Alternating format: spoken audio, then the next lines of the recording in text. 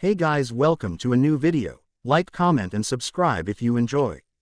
Without any further interruptions, enjoy the What If. Chapter 2, The God of Shinobi. Bandages. They were everywhere. Naruto felt like a mummy swaddled in linen, with white fabric crisscrossing over his face, his forehead, and tickling at his neck.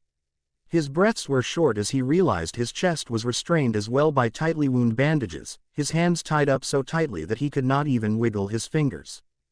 He let out a weak whimper of pain as his slightest movement sent a spike of agony down his spine. When he tried to get some idea of where he was, his eyes refused to open, lids heavy like never before. Forcing them with an effort of will, fighting his body all the way, only sent a wave of fresh pain along with the blinding flash of momentary sight. He did not have to be a genius to figure out that he'd gotten into serious trouble. He was probably in Konoha's hospital, Naruto mused to himself. It was not the first time he had ended up here, and probably not the last either. If he had still been outside, there would have been a lot more sounds reaching him, which meant someone had to have retrieved him from whatever foolish stunt he'd gotten into now. For once, he had apparently gotten hurt. There was only a cold, deep silence, and the painful pulse of his own heart, and neither was helping. How did I end up injured? Everything was hazy, his last nightmares still playing in his head, distorted images returning to him. There had been a battle, one that he had seen often in his worst dreams. A battle in which he saw his parents die, unable to change things, falling to the power of Kurama. As so often, the berserk beast had skewered him when he was trying to save his mother. It had to have been a dream. Delirium, feverish hallucinations. But, how had he gotten hurt? His mind wandered back to the previous day, to Konohamaru. That squirt, though not anymore, really, was growing up far too quickly for his liking. Right, he had been on his way to meet with old lady Tsunade, and he had been looking forward to it, for once. He was hoping to show off his newest technique, an S-rank that only one other person had ever known, the Hiraishin. Then, pain. Had he messed up that technique? The conclusion that he had somehow managed to hurt himself in his attempt, right in front of Konohamaru or Tsunade's eyes, was a disquieting one. He shuddered at the thought, resolving that he would get out of this bed soon, and tell his one-time student and rival that everything was fine. He never needed much time to bounce back, anyway. Naruto tried opening his eyes again, cringing from the stabbing pain, hoping to move something, anything. Briefly, he worried that he might have left some things behind in his foolish attempt to brute force the Hiraishin. He imagined a disturbing image of Konohamaru staring at a severed leg, still spurting a pool of blood, while the rest of him was somewhere else.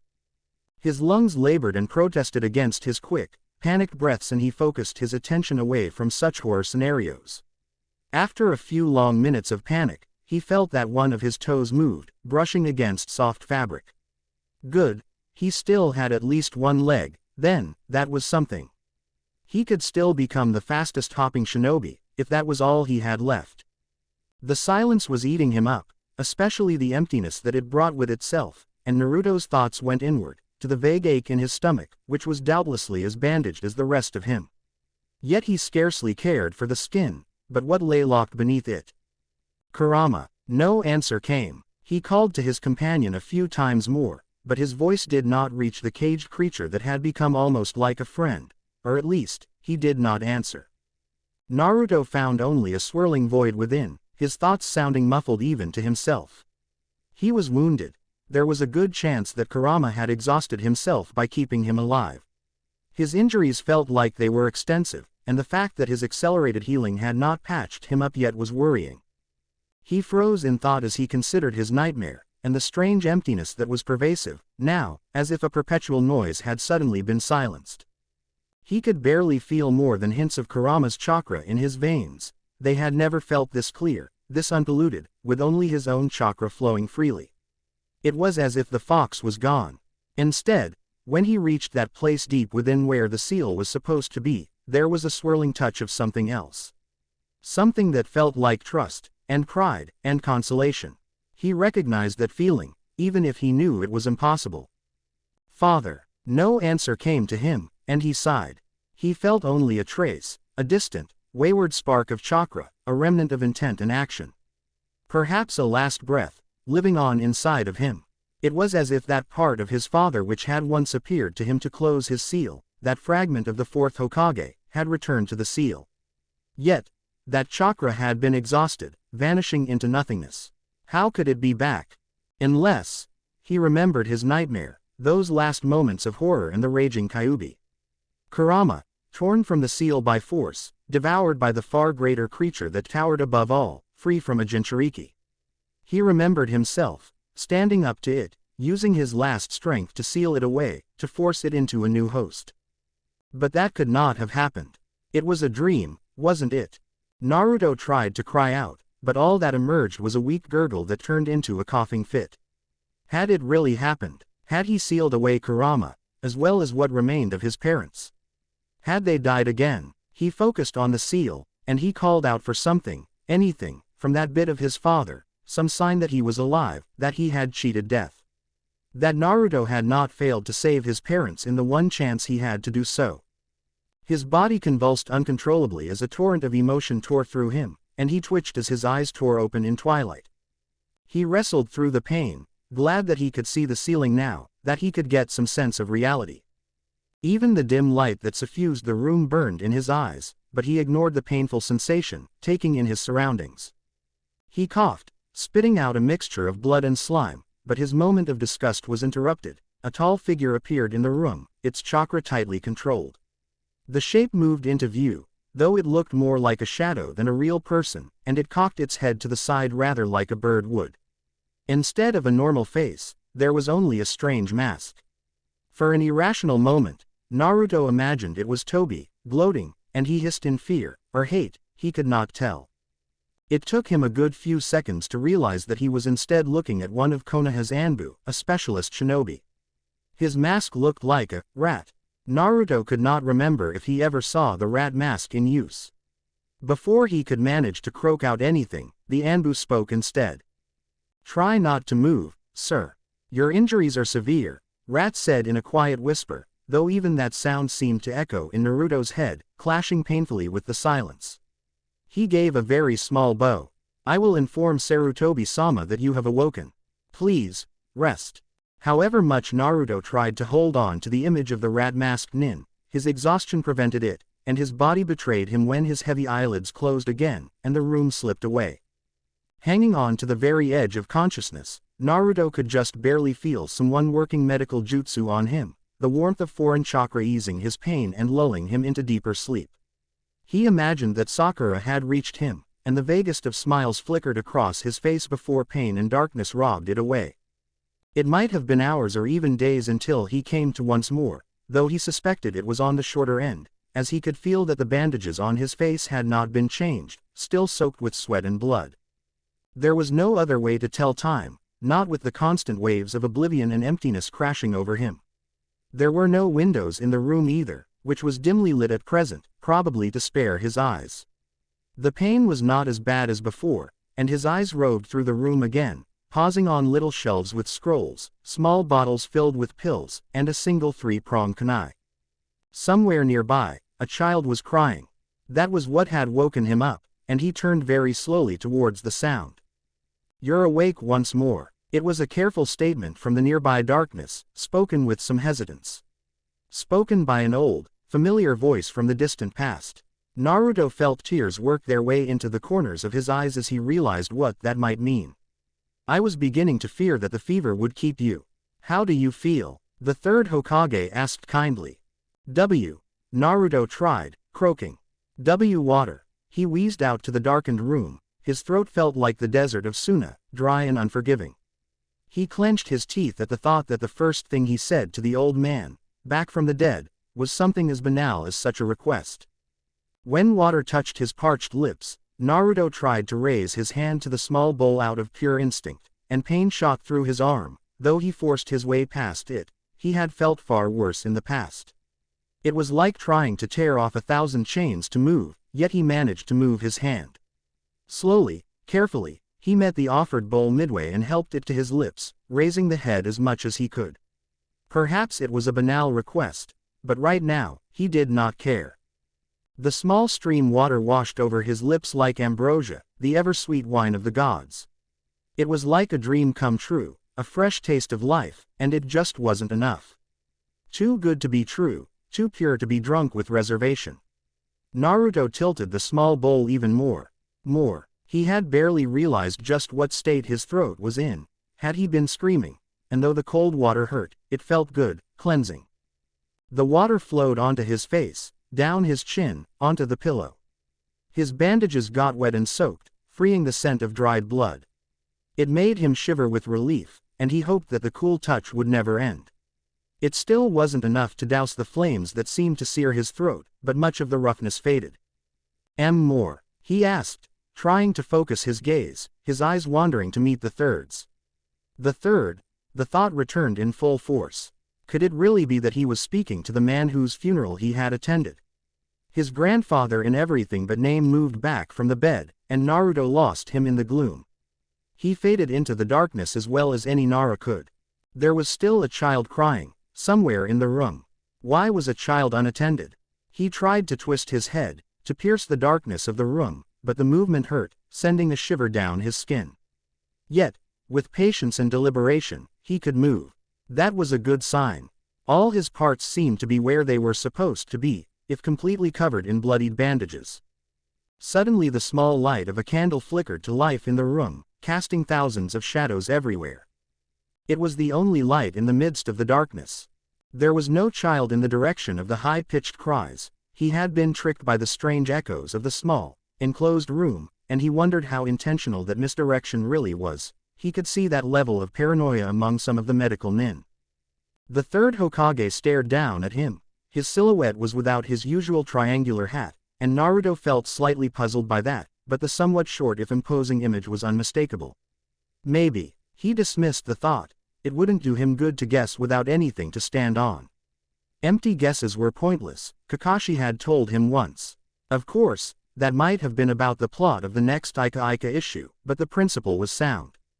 What do I know? Someone that had to be the third Hokage was currently pouring a new bowl of water for him, looking quite comfortable in the darkness, tending to his little candle that flickered merrily.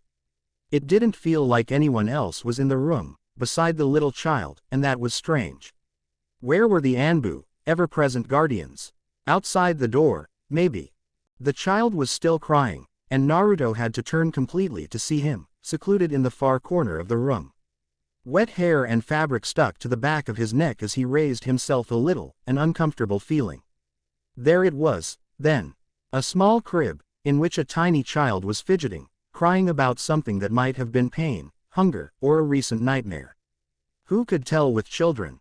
A chilling realization traveled down Naruto's spine as he saw the delicate tuft of bright blonde hair above pudgy cheeks, each of which was marked with 3 small lines, like scars. Whiskers, almost. The ghostly shadows of the candle played over those familiar features, and he could not help but be amazed. It was him, he realized. The child was him, a little Naruto. The nightmare was real. He let out a pitiful sob as his mind raced back to his arrival, to that moment he had stood beside his father, his living father, and helped him complete the ritual that robbed his life away. Little Naruto had been there, his younger self, and here he was now. A fresh Jinchuriki, created by his own hand. It did not make sense that the boy was here. There was a separate wing for little children in Konoha's hospital, and Naruto was certain the third would have placed the Taike in the safest part of it, knowing what he carried within him. Yet, here he was in one of the enclosed wings of the hospital, with him. This place was, judging from the lack of windows, reserved for injured guests or prisoners. With shinobi it was usually a mixture of the two, he supposed. It was certainly not meant for children, though. Please, help yourself. Sarutobi offered another small bowl of water. The old man's eyes flashed to the child, and then back to him, and Naruto could practically sense the gears turning. The third was not trying to show it, but he was clearly paying a great deal of attention to the little crying child, even as his eyes peered seemingly through Naruto. His gaze was not hostile, intrigued maybe, or contemplative, scheming. He could believe all of those. Naruto pointed weakly at the baby, at himself. Could you help? Sarutobi offered his cup with water again. Naruto frowned slightly as he ignored the gesture, however parched his throat still felt. This was uncharacteristic of the old man, and he tried to sit up to give himself some air, so he could actually speak. It did not help much. "Give, here," he whispered, indicating the water. The words were slow, and his tongue felt like it had not been used in ages. This was probably the longest time he had ever stayed in a hospital, and that was only judging only from the way how raspy his voice was. If Kurama had still been there, he would have long since recovered, he was certain. But he was not. For the first time in his life, he was only human. Go help. The task of sitting up proved nearly impossible, since the worst pain was in his chest, where Kurama's vicious claw had pierced him. He suddenly found himself breathing so shortly he was unable to find any strength in himself, and he simply sagged in place. Just as he thought of that wound, it rebelled, as if reacting to him, and icy pain tore through his side. The third took pity, and Naruto felt fit hands helping him up, ushering him into a more comfortable position. It was only then that he realized that though the third was old, it seemed like he had always been that. He was more than 10 years younger than the man he remembered best. In the candlelight it was impossible to understand just what was going in Sarutobi's head as he stood there with a perfectly expressionless face. His eyes were the darkest shadows, though little lights twinkled within, betraying the darkness. His candle seemed to shine brighter than the sun. Naruto's eyes just would not adjust, and he sighed. He managed to move a trembling hand enough to take the water and drink.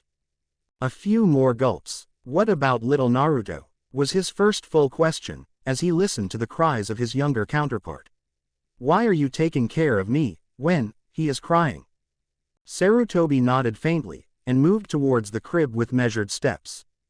Naruto caught the calming sing-song whispers the third used to soothe the child. It felt eerie familiar.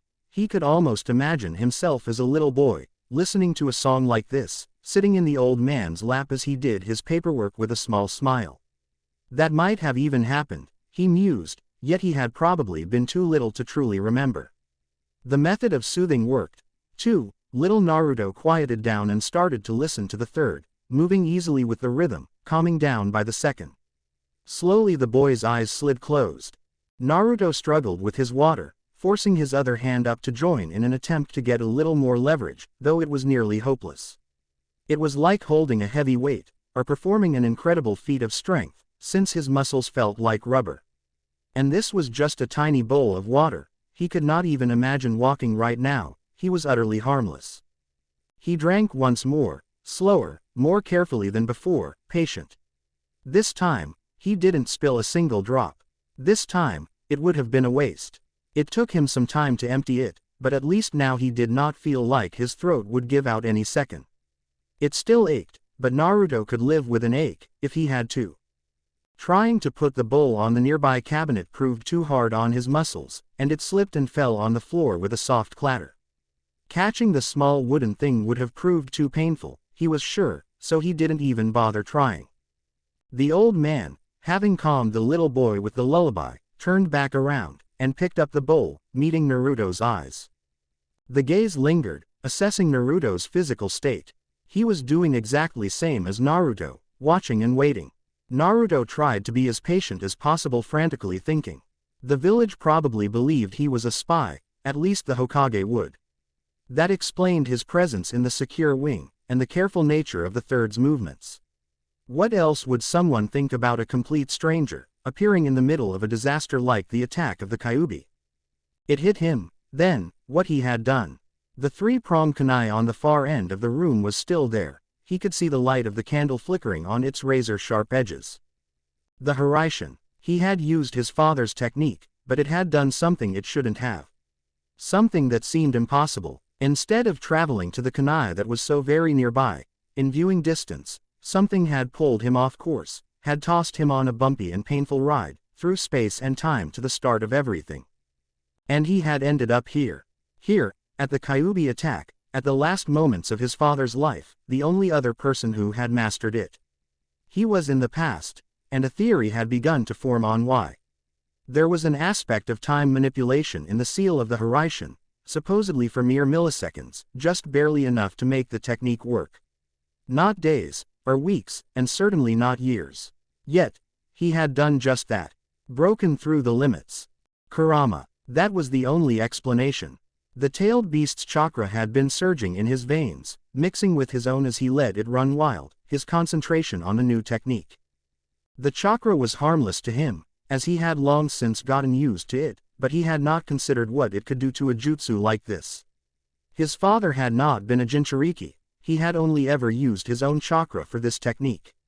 Yet, Naruto had poured in his own considerably supply, and in his failure to reach his intended destination, had used that which he could grasp to extend the time available to him. The incredibly potent, impossibly unpredictable power of the Nine Tails. He was lucky he had not appeared above the dinner table of the first Hokage and Uchiha Madara, all things considered. Yet, Kurama was gone. Drained from Naruto's use of the Hiraishin technique, the creature of living chakra had suddenly entered a reality in which he already existed, and unlike physical beings, the tailed beast had no defense against the paradox of existing more than once. He had no clever time travel trickery to get around that issue, thus the stronger one, the Kyuubi that attacked Konoha, had gobbled him up, absorbed the future Kurama straight through the seal. Naruto grimaced as his wandering thoughts focused back on the third, leaving the predicament aside for a moment in favor of more immediate issues. A younger third, freshly robbed of his successor, would certainly soon retake his seat. He was the so-called god of shinobi, and probably the strongest shinobi since the first, according to most. What would this man with the information he could give? What would a Kage, fresh out of a war and the most devastating attack on the village in living memory, do with the key to the future? How do I explain who I am? Naruto considered the question for a moment, wondering if he could go by his experiences at all. He had never really known the third as a Kage, only as a grandfatherly figure. The first time in his memory that the man had gone all out had been when he died. Telling the truth was his best bet, he supposed, but he had no idea how the old man would react. Could he even lie to the third's face if he wanted to? Naruto took a deep breath, feeling the emptiness in his stomach make way for an uneasy queasiness. Here goes nothing. He opened his mouth, pausing in indecision, taking only a shuddering breath. He thought frantically of something unimportant to ask, so he could win himself a couple of seconds, either that, or blurt out everything he knew at once, to get it over with. Sarutobi, noticing his hesitation, spoke first. The seal was applied successfully, as you might wish to know, Sarutobi began, glancing at the child by his side with a caring expression that sent a shiver down Naruto's back. The littler Naruto was contentedly sleeping in his crib, unaware of the tense standoff. To summon the Shinigami and lock the weakened creature's chakra away, an admirable and self-sacrificial plan. I can see clearly that the seal is based on Kushina's, but it is far more complex. What is its purpose? Naruto frowned, and he narrowed his eyes. Another test, he muttered under his breath, meeting the third's eyes. He fidgeted slightly in place when the old man met his gaze with an intensity that stole his breath away. He could not move away, not in the state he was in, but there was no mistaking the awesome power that the third was deliberately showing him, at least in part. In the light of the flickering candle, the third smiled, his eyes gleaming with interest. That seal is not meant to keep the Kyuubi locked away forever. Naruto sighed, and the lack of surprise in the third's eyes convinced him that the man had already known.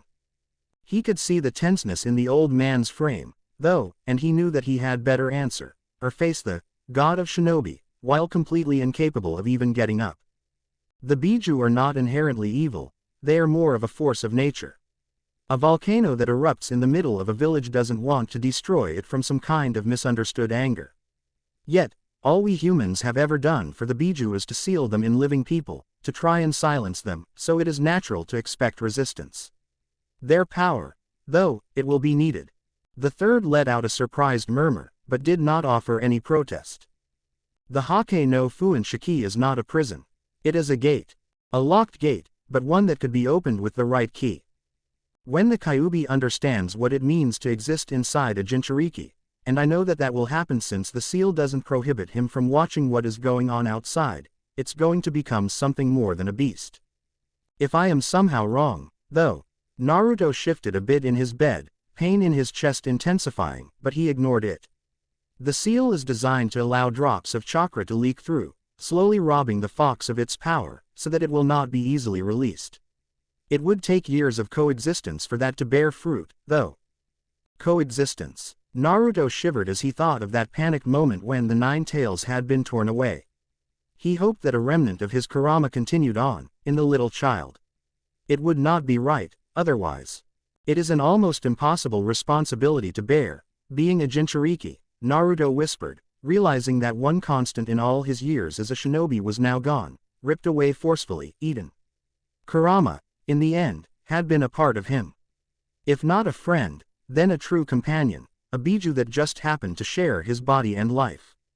And now, there was nothing, for him, at least. In the end, it might be for the better.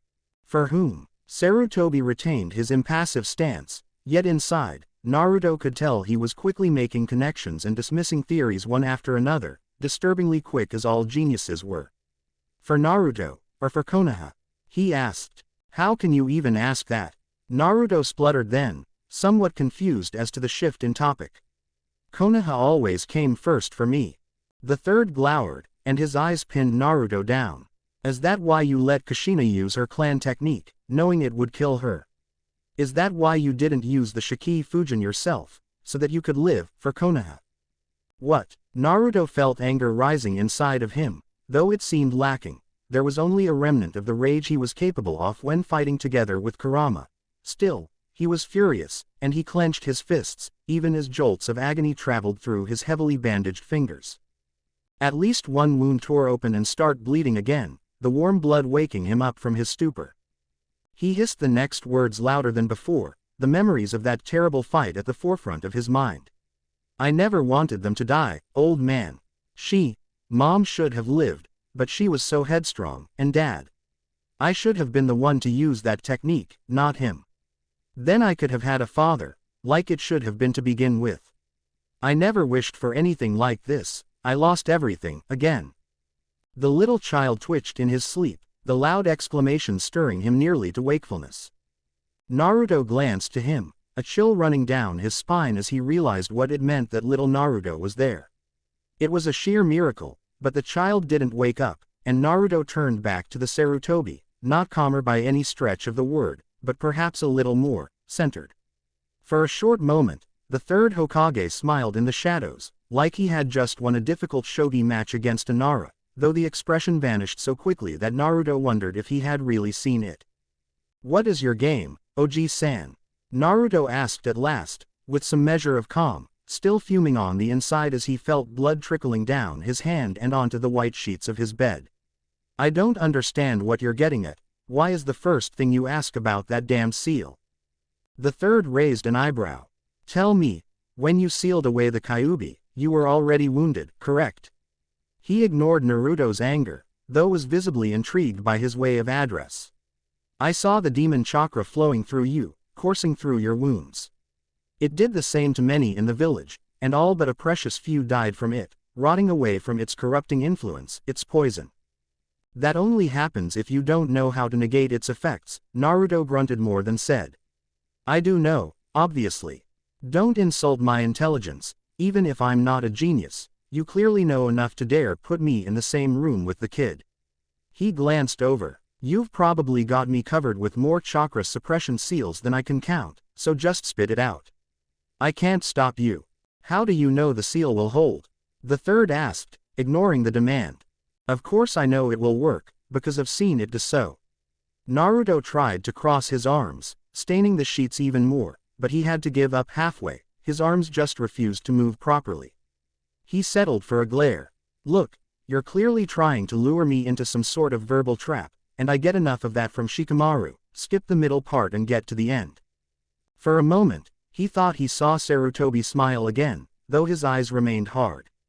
The attack has affected many, and the Kyuubi's chakra is corrosive not only to the body, but to the mind. When we found you, you were covered in blood, and the vile chakra ate at you, even as your body expelled it. Most of those who did not die from exposure to that chakra are in the hospital too, the mental ward. Naruto felt like he would be sick. They went mad. Delusional. Murderous and indiscriminate about their targets.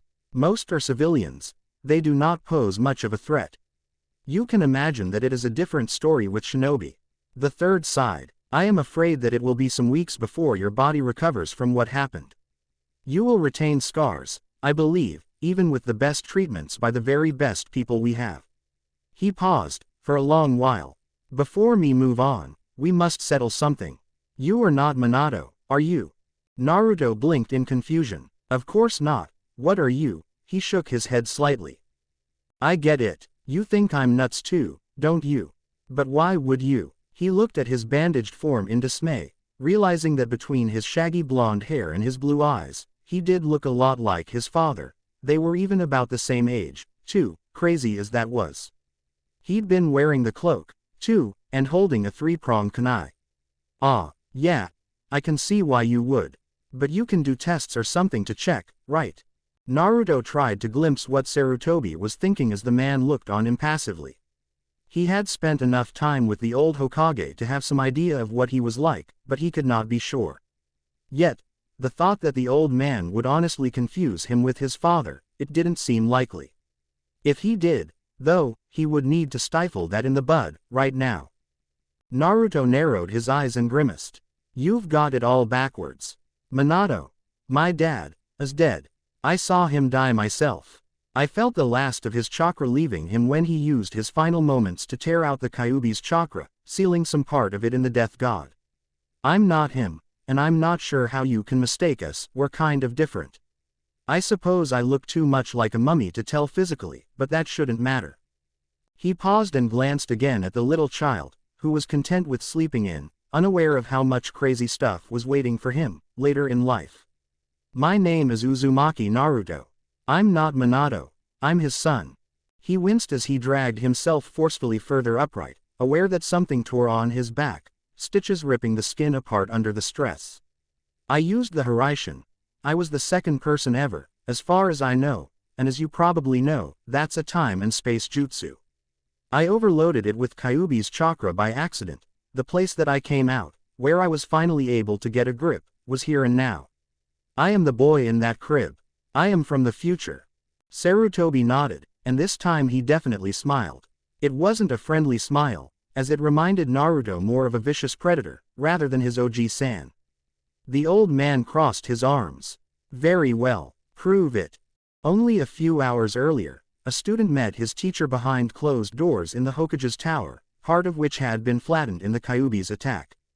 A handful of trusted Anbu were standing guard outside the building, even as fires raged in isolated parts of it, and they did not allow anyone within hearing distance, just in case anyone tried anything funny while the village was hurting. Matters of Konoha's future were under discussion, and there was no such thing as too much security. Jiraiya of the Sannin stood by the crumbling remains of the western wing, and shook his head in dismay. He had been out of the village when the attack occurred, as he was chasing down interesting tidbits in neighboring countries. It was not until a day or two later, when word of mouth crossed the borders, that he realized what had happened, and he had hurried home as quickly as he could. He had cursed his decision not to summon any of his toads while undercover, realizing that he would have known far sooner. It was too late now. Iwa was as wary of Konoha as ever, and when they first spoke of the possibility that their old enemy, one that so roundly defeated them in the Third Shinobi World War, had been weakened or even destroyed, Jiraiya had put it down to the usual exaggerations that happened with rumors like that. Claims that the village was a smoking crater or burning like a candle were obviously overblown, but a pattern quickly emerged. Disaster. The Yellow Flash was dead, some claimed. Others spoke of his injuries, of being carried from the battlefield with only a bloodied cloak wrapped around him, bleeding his life out. The rumors were spread with a certain amount of glee among the people of Iowa, considering the massacres that Minato had been responsible for among their forces in the war. But Jiraiya had forced himself to ignore it, and to make his way to the border with as much speed as he could without being spotted as a spy. The toads had filled him in by the time he reached Konoha's walls. Gamatora had shown him the key to a seal, though he was less than coherent about the circumstances in which he had received it, and a worrying possibility occurred to Jiraiya. The key was certainly for a very complicated seal, strong enough to lock something powerful away, something huge. Like a tailed beast. Like the Kyuubi. The total silence from Konoha, either from his old sensei or his student, only made things seem more dire. Setting aside his own worries for the moment, he thought of repercussions to the international relations that he had been sent to monitor. The rumor of Minato's death alone would send a strong message to all of Konoha's enemies, declaring weakness. Although he had been a cage for only a relatively short time, Minato's reputation was legendary, and Iwa in particular was terrified of facing him on the battlefield, refusing even to come too close to the border. With him dead or wounded, they might decide that now's the time to take what they wanted. On top of that, there was Kyuubi no Yuko to consider. A tailed beast did not just vanish, and Jiraiya had a sinking feeling that he knew what had happened to it. Released from Kushina's seal, surely killing her, the only way to get rid of it would be to place it somewhere new, and he suspected that's what the key was for. It was for the seal of a new Jinchuriki. Sarutobi seemed quite surprised when Jiraiya appeared before him in the ruins of his ruined tower, exhausted and sleepy, though with boundless determination clear on his face. Without any delay, the two nin had adjourned to Minato's office, which had survived the worst of the Kyuubi's assault. "I came as quickly as I could," Jiraiya said. "The 9 tails, I can scarcely believe it." He shook his head. How did it escape from the seal? I checked it only a month or two ago." Kushina was in good shape. The third sighed. "A good question. I do not know the answer," he replied, folding his hands together as he sat down at the desk, in the chair that had been his for decades, though it had recently become Minato's domain. "We can assume that whoever released the creature knew where it was kept, and when the seal would be at its very weakest." Childbirth. Sarutobi nodded slowly. Kushina was in a safe and secluded place, well outside the village, just in case something should go wrong. Minato was there. Although it is uncertain what exactly happened then, we know that the creature was brought here, perhaps summoned from afar, after it was torn away from its host. Kushina survived, for a time, Uzumaki longevity, I'm sure, but it took her life to get it placed into a new vessel before it could destroy everything. She is dead, then. Jiraiya sighed. It took her life, Shiki Fujin? He asked, although he was sure he knew the answer. And Minato was the one to seal it away. The third nodded slightly, though it was a hesitant gesture. He sighed. I don't know. Jiraiya narrowed his eyes. All right. What's that about? What's going on? Naruto became the new Jinchuriki, that is a fact, Sarutobi answered at last. Their son, newly born, was tasked with the same tradition that has passed down the Uzumaki lineage since Konoha's beginnings. I suppose it is fitting, though it is a heavy burden to bear. He frowned. There is something strange about all this, Jiraiya. Not only the seal, which is far more complex than I expected, but a certain person. There was a silence for a little time as Sarutobi gazed out of his window, cracked and wobbly, before he turned and shook his head. I know I should focus on other things, but I cannot let matters go. The village is weakened, both in defensive strength and in morale, by the destruction that was brought upon it. Your presence will help a little, and I have sent a messenger to find Tsunade as well. We will need all that we can muster to weather this storm. It looks even worse than I imagined, Jiraiya commented when he finally sat down across from Sarutobi.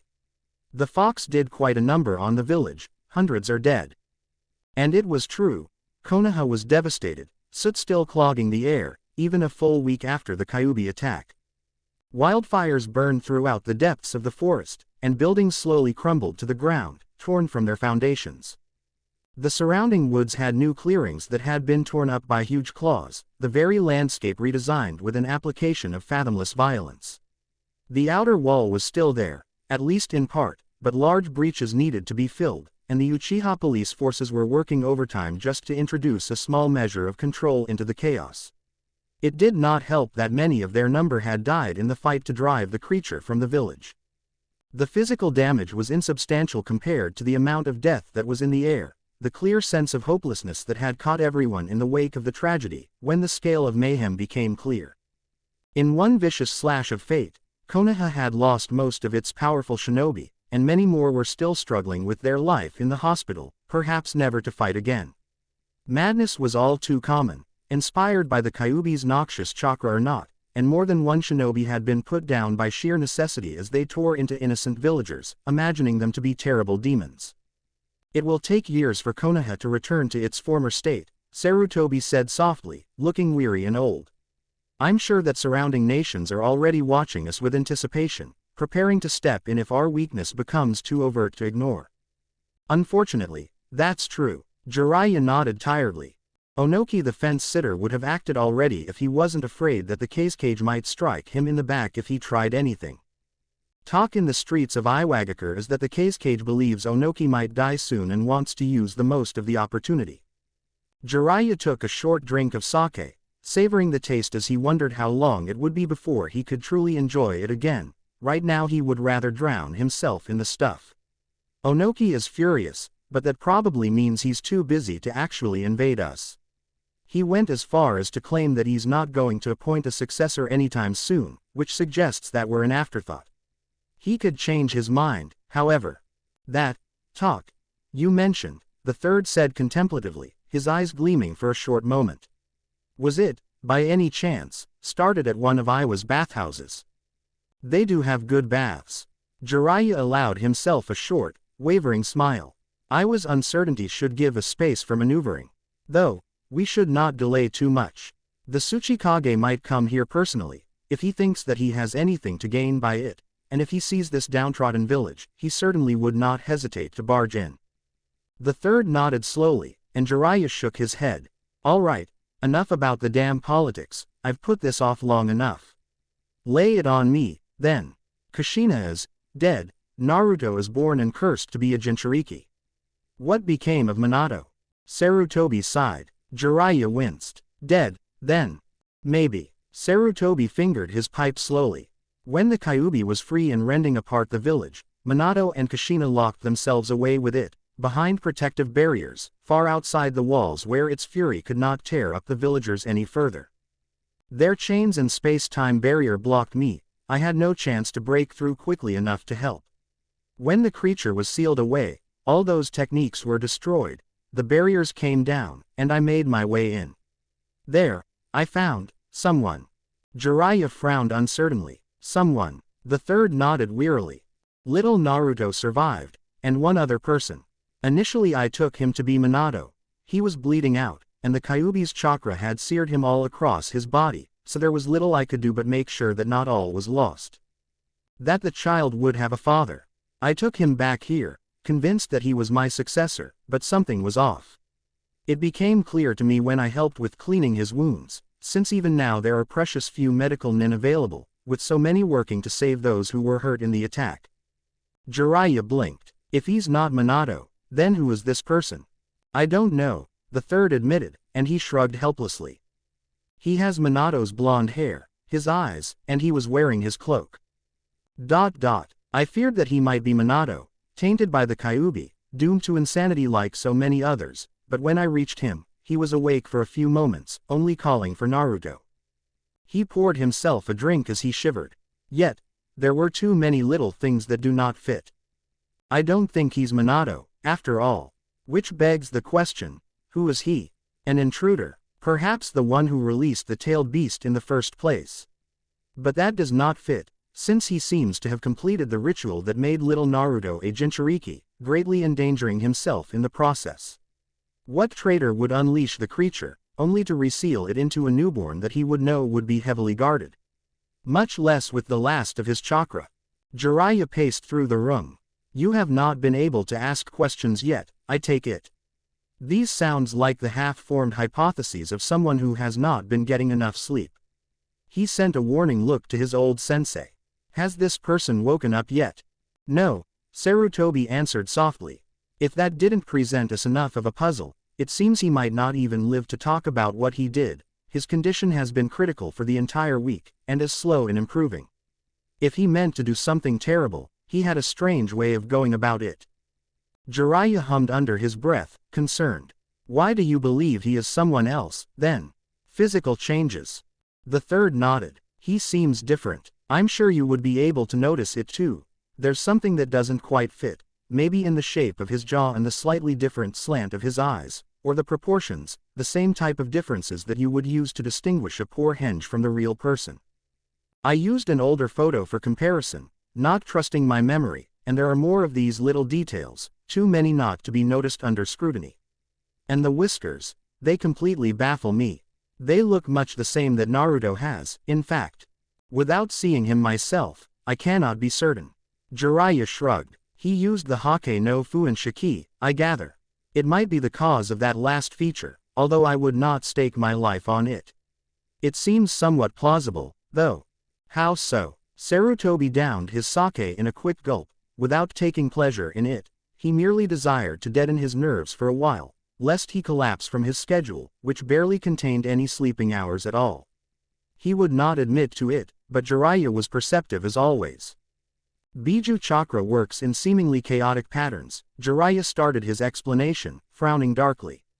Minato and I spent some time discussing that particular theoretical aspect a couple of years ago, as an intellectual challenge. It is not unheard of for a Jinchuriki to obtain some physical features reminiscent of the Biju, if exposed to the channeled chakra. There are several examples of it throughout history.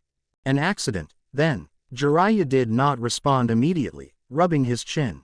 Not necessarily. The theory would allow for a deliberate attempt, though I would not know why anyone should desire these features. With the way this seal works, as far as I can tell, it forces the Kyuubi's chakra down both bodies, the one using the seal serving as a conduit for the energy pouring into the Jinchuriki. It should not have been enough to induce physical changes, since the human body gives away under the strain long before then. Yet, Minato could have found a way for outlasting that terrible chakra. He was always a genius when it came to chakra manipulation. I would not put it past him that he figured out a way to protect itself from the corrupting influence. There is something else. A strange chakra signature. Sarutobi took out a small piece of paper from his pocket and slid it across the table. I had it examined by one of the medical nin that I swore to silence, but he could make neither heads nor tails of the results of the analysis. I could only make educated guesses. Maybe you could shed some light. Jiraiya glanced over the contents of the paper quickly, tracing the sketched graphs with narrowed eyes as his mind jumped to huge lists of obscure numbers that he had learned like the back of his hand, decades ago.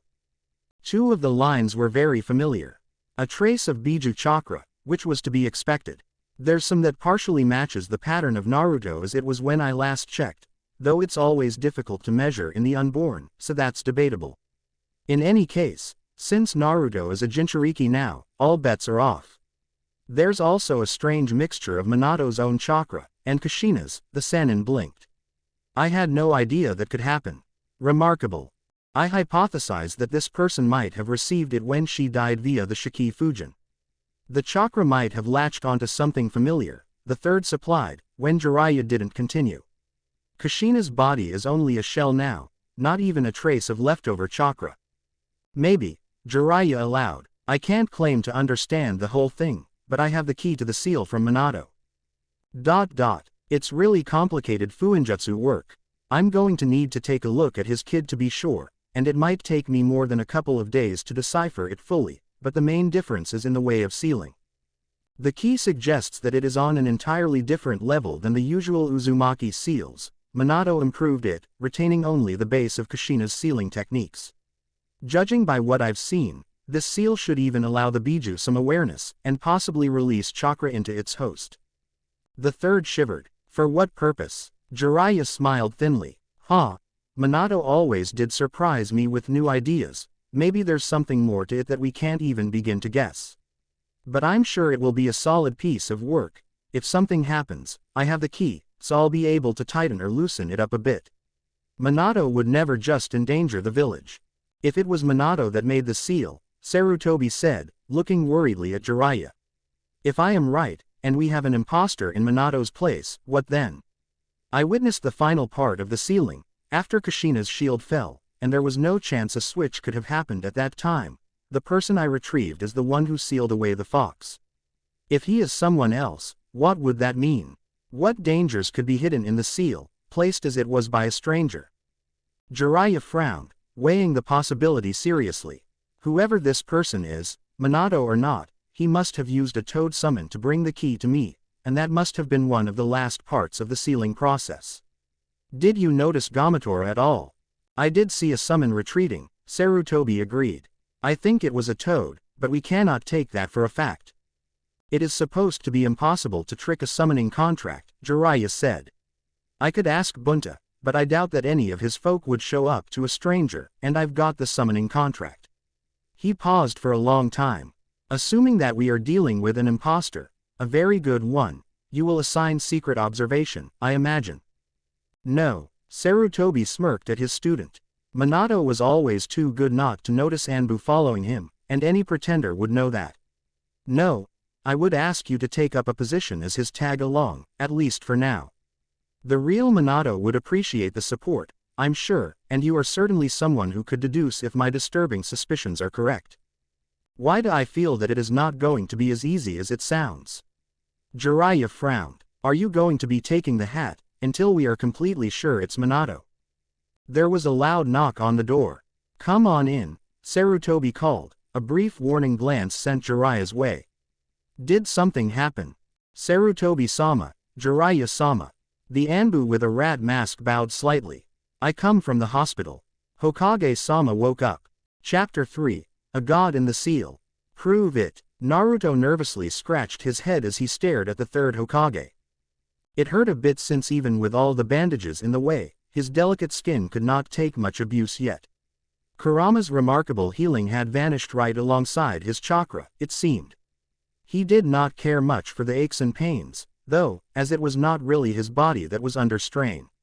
In truth, Naruto was engaging in the most difficult mental exercises he had yet attempted since his jaunt into the past. He was trying to remember something useful. How do I prove Iam from the future? His mind raced as he tried to reason out what he could use, and he felt the skeptical gaze of the third boring into him, but it turned out to be a lot more complicated than he assumed. Maybe I could use something about the Uchiha clan. No. He shook his head with a sigh. Right, all the Uchiha would be alive, he muttered under his breath. Most of what he remembered from the past had happened after the Kyuubi attack, years from this particular present, and even if he knew things about the attack, everyone would know them in this time. It was so damn frustrating.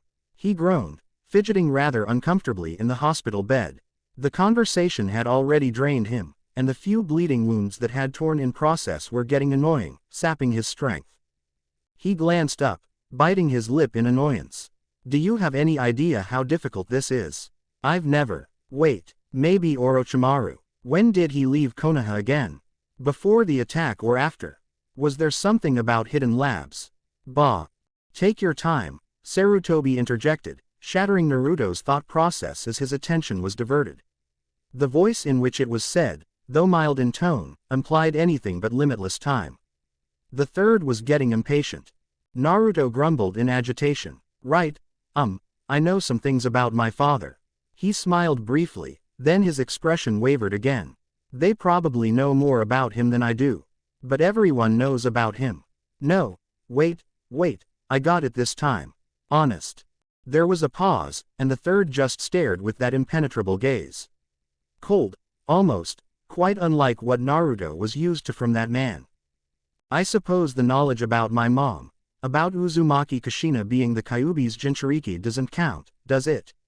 Naruto grimaced. Considering little me is in the same room, I guess it wouldn't. He slammed his palm onto his face, the pain from a sudden movement sizzling through his muscles, sending a chill down his back. Come on, Oji-san, how the heck could I have known that history would come in handy someday? It's so boring. Sarutobi raised an eyebrow. Honestly, if there was one class one didn't care for at all in the academy. Naruto rolled his eyes. Well, except for reading about the fourth, of course, but that's recent history for you. He shook his head. If you want me to show you something that would convince you, I don't think anything I had with me survived the battle. I was half naked at the end there, which is kind of embarrassing. What was left was suffused with demonic chakra, and destroyed, the third agreed. I like that jacket, Naruto muttered tiredly. Why is this so difficult? He looked away nervously to avoid the harsh gaze of the old man that was decidedly less benevolent than usual. His mind was drawing a blank. I can tell you how Rasengan works. No, there's more people who can do that. You need something else, something unique, the Hiraishin, maybe. Yes, that's a good one. I saw you using that technique. True, Sarutobi agreed. It hardly proves your claims, though. The Hiraishin has long been a technique that's highly coveted by many neighboring countries, not the least of which is Iowa, which has dared quite a few transgressions across the border of late. He puffed on his long pipe, scowling.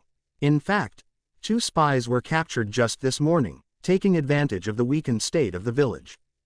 I'm not from Iowa, and besides, no one else but me and my father knows how to perform that technique. Naruto exclaimed. That's why it was such a big step for me to start using it. It's how I screwed up and got in this mess in the first place. I'm probably one of the only people who could do what I did. The third Hokage puffed on his pipe, narrowing his eyes. Perhaps, but with only your word for it, and with the author of the technique. The third hesitated for a moment, and his eyes dimmed. Dead, or worse, that leaves me with a potentially stolen technique in a village in which one of the founding clans prizes its knowledge for taking foreign techniques. I'm not a bloody Uchiha, Naruto sputtered in outrage. Who the hell ever heard of a blonde one, anyway? And do I look like I've got pink eye? He rubbed his eyes, aghast. The third sighed. You must see. Please consider my position, Naruto-san. More than 36 spies are captured each year, most of which are immediately handed over to the interrogation department. Quite a few of them have stories that are considerably more believable than your own. He shook his head. An attack such as this one would be the perfect time to slip someone through our defenses, and several have tried, as I mentioned. It is mercy on my part that allows you to remain in the hospital, rather than locked in one of our deepest cells, brought to reveal your every secret. Naruto shivered, gulping. Why you wouldn't, right? He cringed, wondering whether or not he could have withstood something like that. Ibiki was really good at it. I should have listened to Iruka-sensei in the academy. He always told me that I'd need those vague stories about the previous wars someday. He froze in realization. Iruka-sensei. Yes, I can use that. Yumi no Iruka is one of the new orphans. His parents got killed in the attack. So he is. Can you give me more names? Sarutobi asked, looking rather unimpressed. Naruto realized with an uncomfortable twinge that knowing details of who died in the attack was just as much something a spy would know. An echo of disappointment rang in the old man's voice. Orphans. Naruto glanced to his younger self. I didn't really know many of them, even though I was one myself. I didn't have many friends growing up. I was more into pranks than memorizing things, anyway. I know all the nooks and crannies from the hospital to the east wall, but names. Naruto sighed, then perked up. Ah, maybe I can tell something about Kakashi-sensei. The Sharingan, maybe. I know that it's from Uchiha Obito, his teammate that died in the Third Shinobi World War. Kakashi goes to visit the memorial stone every day to speak to him. Was that common knowledge then? Well, now. It wasn't in my time, at least. Naruto frowned once more. He should have started getting everywhere late by now, since he wants to keep paying homage to Obito.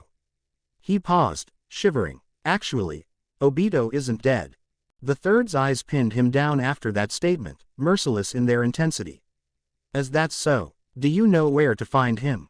Naruto narrowed his eyes. Well, I think he fought my father just before I got here. Since he's involved with the attack, he wears a mask these days, pretending to be Uchiha Madara. It's weird. I imagine that he's still near the village, but he has this teleporting technique with those fancy Sharingan eyes of his that makes him really tough to catch. Where would we find him? Sarutobi repeated. I don't know where exactly. Naruto exclaimed, groaning. I just know that Dad couldn't take him out. Not after he went to lick his wounds, in some weird alternate dimension of his own. Kakashi-sensei can do the same sort of thing, though probably not yet in this time. Maybe I should look into that. The third rubbed his brow. So, you're saying that we can't check that claim within a short time frame, then? You are not making things easier for yourself, you must realize. Naruto sighed defeatedly. I can try to think of something else, he said, casting his younger counterpart a short, warm look. My name, for example, it's from one of Ero Jiraiya-sensei's books, you know. Is it? Sarutobi raised an eyebrow. I don't think that something like that would be proof of much. Jiraiya writes many books. It's not something to be proud of, either. Not from bloody Ika Ika, Naruto snapped. It's probably not common knowledge. My name is from Jiraiya-sensei's first book. Tales of a Gutsy Ninja. It wasn't really that popular, but it's one of his best, in my opinion. Naruto sighed, smiling slightly. Jiraiya-sensei was the kind of person who wished for peace. He believed that with writing that book, he could slowly change the world for the better. You know, the main character was actually based on the words of his student from the village of Rain, a boy called Nagato. He balled his fist. I will break the curse. If there is such a thing as peace, I will find it. That's what he said. My father must have liked the book's message a lot, and he probably hoped for me to grow up like the Naruto from the story. I like to think that I did well. There was a soft creaking from the corner of the room, the opening of a door, and Sarutobi turned slightly, frowning. Jiraiya grinned nervously as he peeked around the frame. The white-haired nin, seemingly unaware of how tense the atmosphere inside was, quickly stepped inside, closing the door behind him. Oi!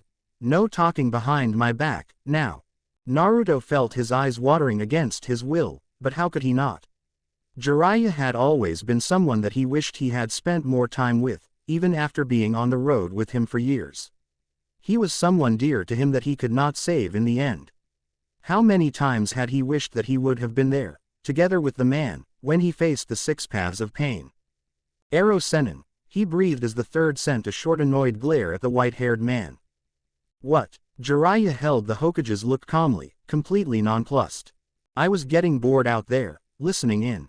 Besides, he is talking about interesting things. He turned to Naruto, raising an eyebrow. He looked very much like Naruto remembered, even though his hair was a little shaggier, his frame a little lighter. He was probably precisely the same person regardless of age, anyway. He reached into a pocket, and held a little booklet yellowed around the corners. Few people have read this, and I suppose there's barely anyone who would know about that particular quote. How did you come to this knowledge? Naruto smiled slightly, just staring at his old sensei. Actually, Nagato told me, and Fukasaku showed me that book after you. He almost choked on the words. His father had always been a dream of the past, someone he wished to know, but never could.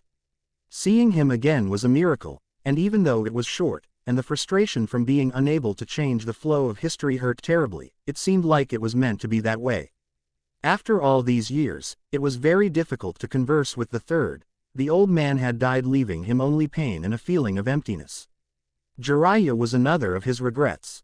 After you died, do you have anything else you could say? Sarutobi asked in exasperation. You claimed that you are from the future, you must know something more. It is all right, we'll have to use the next best thing. Jiraiya stood straighter, and Naruto was reminded just how serious his sensei could get if he wanted to. You could tell us something about that future, couldn't you? You mentioned losing everything again, earlier. What happened in the past that you remember, during the Kyuubi attack? It was probably the biggest loss for Konoha in its history, Naruto started slowly. I can't guess at the huge number of civilians and shinobi alike who were killed that day, whole clans wiped from the village. I lost my family, I lost half of my heritage. When my father died, you, the other Oji-san, took back the mantle of Hokage. And he decided to keep my origins away from me for my own safety. That's why I was known Uzumaki, not Namikaze. He paused to take in just how much younger Jiraiya looked, after all. Leaner, more standoffish, yet with the same glint of thoughtfulness and trickery in his eyes. That bit of him proved to be as timeless as the stories about his perversions. I don't think much changed, since I arrived so late. And the future, well, it'll take years before many of the things I remember will come around. Jiraiya nodded gravely, then looked nervously at his old teacher, before he leaned over. Say, how about my books? Are they more famous in the future? The third just stared for a moment, sighing in disgust. Yes, actually, Naruto said, frowning. Kakashi-sensei buys them as soon as they come out, for example. He stared incredulously at the white-haired nin. Are you seriously asking me about that, now? Well, maybe you know how I'm going to end my current one. Jiraiya smirked. Come on, you're an adult, you must have snuck a peek sometime. What? Naruto spluttered. Ero Sennin, stop this nonsense, I don't remember the books that well. I only ever completely read Ika Tactics, and that was because you had me helping with the editing, and it was published years in the future, anyway, so you probably haven't started yet. Besides, you always change your endings at least a couple of times before sending them in. You can't expect me to know what your current one is. He knows me well, Jiraiya announced, smirking. You were an editor, I wouldn't leave some stranger anywhere near my drafts, so we must have been pretty close. Oh. Now I know. Naruto let out a beaming smile. I've got it. He pointed a finger accusingly towards Sandaime, sticking out his tongue. The old man here, he always keeps at least the latest volume of the Ika hidden under his bed. He's secretly a pervert. Sarutobi spluttered in protest, though his cheeks colored, and Jiraiya let loose a booming laugh. Sensei, you should have told me you liked the books, I would have sent you advance copies. The third collected himself in a matter of seconds, but his expression wasn't as cold as before. It is not something you can officially condone, not if you want to be taken seriously. Besides, I read them for the excellent descriptions of foreign villages. Villages. He's telling the truth, isn't he? Jiraiya laughed till there were tears in his eyes. So all the talk about unbecoming behavior was hokum. All these times I had to listen to you and Tsunade ganging up on me. Sensei, you old monkey. I don't have to explain myself to you, Sarutobi muttered. Jiraiya, why are you letting yourself be distracted by this? No. This is gold. Jiraiya kept up the bickering, far too amused to stop. Which part was your favorite in my last novel, then? Naruto chuckled along merrily. It was a welcome sight to have some relief from the earlier tense atmosphere, and he relished in the genuine amusement that Jiraiya displayed. After such a nightmarish start, it felt like he had taken the first steps home. His chuckling soon turned into a laughter, and holding to his hurting side, bandages stretched to their limits, he laughed in tune with the toad sage. The stress from before, the feelings of loss and hopelessness washed away for that short moment of relief. A child cried out, and everyone stopped, and Jiraiya coughed embarrassedly. Little Naruto had woken up by the loud shouts of the adults. Naruto looked at his younger self aghast, clamping a hand over his mouth. Sorry, he muttered for no one in particular. Kinda forgot. Jiraiya looked rather uncomfortable having woken a child himself, so he moved forward and scooped the baby in his arms. Hey, little stuff, calm down, he said, smiling at the child. It's unbecoming of a future shinobi to be such a crybaby. He is a baby. Ero Sennin, cut him some slack, Naruto said. What do you expect from him at that age? The child calmed down quickly, fascinated by the white strands of hair that fell into his reach, and soon he tried to touch it. He could not quite reach the white mane yet, but not for lack of trying. Feisty one, Jiraiya said, and he turned the child to face his bandaged counterpart. Look how grumpy you might grow up. Better not let that happen, right? Naruto's mouth fell open. You believe me, I'm allowing you the benefit of doubt. Jiraiya said, smiling slightly. It's not the same as believing, but not the same as disbelieving, either. It's subtle. You believe me. Naruto laughed carelessly. Thanks, Jiraiya-sensei, I knew I could count on you. Yeah, don't look too much into it. Jiraiya shrugged, rocking the child gently. We're still not sure if we can count on you. I suppose we'll find out.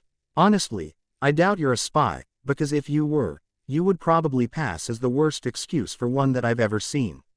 If you were going to lie about this stuff, about time travel, I'd expect any decent spy to have a long and detailed list of obscure facts to establish the truth. Naruto grumbled in annoyance. I wasn't that bad at infiltration. I'd hope not, Jiraiya agreed. Sarutobi crossed his arms. Are you sure about this, Jiraiya? No, the white-haired nin snorted. But I need to look at the seal, and it's easier to do so with cooperation. If what future Naruto here says is true, he must have one too. Suffice to say that faking a seal like that would be pretty dangerous if it's just for the sake of spying. Do you need help examining the seal? Naruto asked, lowering a hand to his stomach. I could give you a rundown, or... No, Jiraiya said, grinning contentedly, like a man presented with an exciting challenge. I don't want to be bothered by my preconceptions. All right, Naruto nodded and fell silent. Jiraiya laid the child back into the crib and touched a hand to his belly. There was a slight pulse of chakra, and the seal flickered to life. The toad sage hummed softly, and leaned in to look closer. The baby muttered excitedly and managed to touch a few white strands. Sarutobi joined the Toad Sage on the other side of the crib, his expression impassive. Naruto doubted that this was the first time that the Hokage looked at that particular seal. Jiraiya traced one of the lines with his finger, and the little Naruto gurgled, shying away from the sensation. Interesting. Very interesting. It's amazing to see it in person. The key was a good clue, but this is even more exciting. You have the key, Naruto commented. Good, I hope that the toads delivered it to you. Please, don't say anything, Jiraiya muttered. Let me think. It took a good 5 minutes until Jiraiya moved again. He pushed more chakra into the seal. After a few more attempts, he seemingly gave up. The Kyuubi is definitely locked away and the seal looks both powerful and as safe as it can. I'll have to do this again, preferably in a couple more months, he said to Sarutobi. I don't have much to add to what we talked before, and the bit about chakra absorption was spot on. The kid is never going to run out of chakra. I see. Sarutobi frowned. It's a heavy burden, he whispered to the child. Your father would be proud of you. He turned back to Jiraiya. Do you need the child for comparisons? I think we could move him with the other children. Especially if he's safe. Do you have to? Naruto spoke up again as Jiraiya moved closer to him. I don't want him to be left alone. I remember being lonely, when I was little. We can't keep him here, especially when you're getting better. Sarutobi sighed slightly. I promise to make sure he's taken care of for a few days. It's not like he was held here from the very beginning, and he won't go to an orphanage for a while, if at all. You moved him in here, just hours before I woke, didn't you? Naruto asked. That's why this room looks so unsuited for children. You wanted to see how I would react upon seeing myself. Neither of the two older men commented on that. Now, other Naruto, brace yourself, Jiraiya said, moving next to him with a frown as he looked down at the heavily bandaged figure. I'm going to remove some of your bandages now.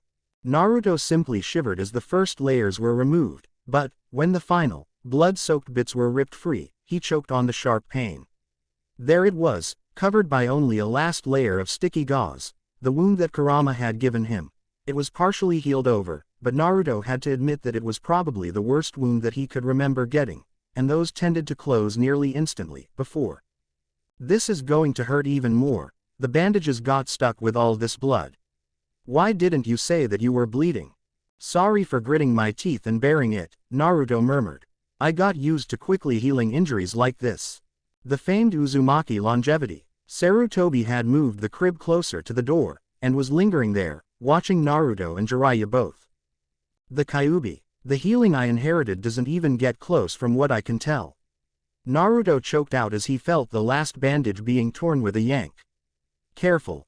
It was stuck, the white-haired shinobi complained half-heartedly. What I was supposed to do? Naruto wiped tears of pain from his eyes. Could have done it slower. Just you wait. I'll figure out a way to pay you back for that. Shush. Jiraiya touched his stomach. It looks almost healed already. His hand was warm on the chilly skin. It was strange to feel something else than the rough pressing of the bandages, and he sighed. When Jiraiya introduced a drop of chakra, it felt weird, but non-intrusive, only brushing at his chakra pathways. Curious, careful, considerate. Well, Naruto looked down. The seal wasn't visible. Maybe you did it wrong. The nin grumbled. Could you use some chakra yourself? It should work better than my own. I don't want to overstimulate your coils from the outside, it could hurt you further. You'll need to remove some of the suppression seals, then, Naruto said petulantly. Fine. Jiraiya quickly unraveled some of the marks etched on the bandages. There. That should be enough for what we need. Naruto closed his eyes, focusing. He called up some chakra, bubbling up in him like an old friend, and his former, or was it future, teacher retracted the arm in surprise. That's it. Interesting, Jiraiya repeated for the third time. Strange. It's like a ghost. What? Naruto squinted his eyes, and noted that there were nearly invisible lines that stood out on his stomach, marking his seal. When Kurama had been torn out of him, it had to have destabilized the seal. He concentrated, searching for the energy of the seal, deep inside. Something was still keeping the remains of the seal going, he'd have to look into it. He relaxed the chakra he had called up. I don't think I can hold it much longer than that, You still left some of the suppression, and I'm pretty weak. It's enough. Clearly, the seal exists. Someone is going to come by to change the bandages, so you don't get infected. Try not to move too much, since it'll be a while yet before you can reasonably get up again. He turned slightly, to face the third. I think that's enough, for now, sensei. We should bring little Naruto to the other squirts, and get working on rebuilding things. Let's go. We will speak again, the third said to Naruto, before he turned and followed the white-haired sage outside. Just like that, they were gone, taking the crib and its contents with them. Naruto was left sitting there, staring at the wall in front of him, his stomach out in the open, the wound feeling weird out in the air. He was alone again. He grinned victoriously as he reached for his stomach. Someone was going to come and change his bandages.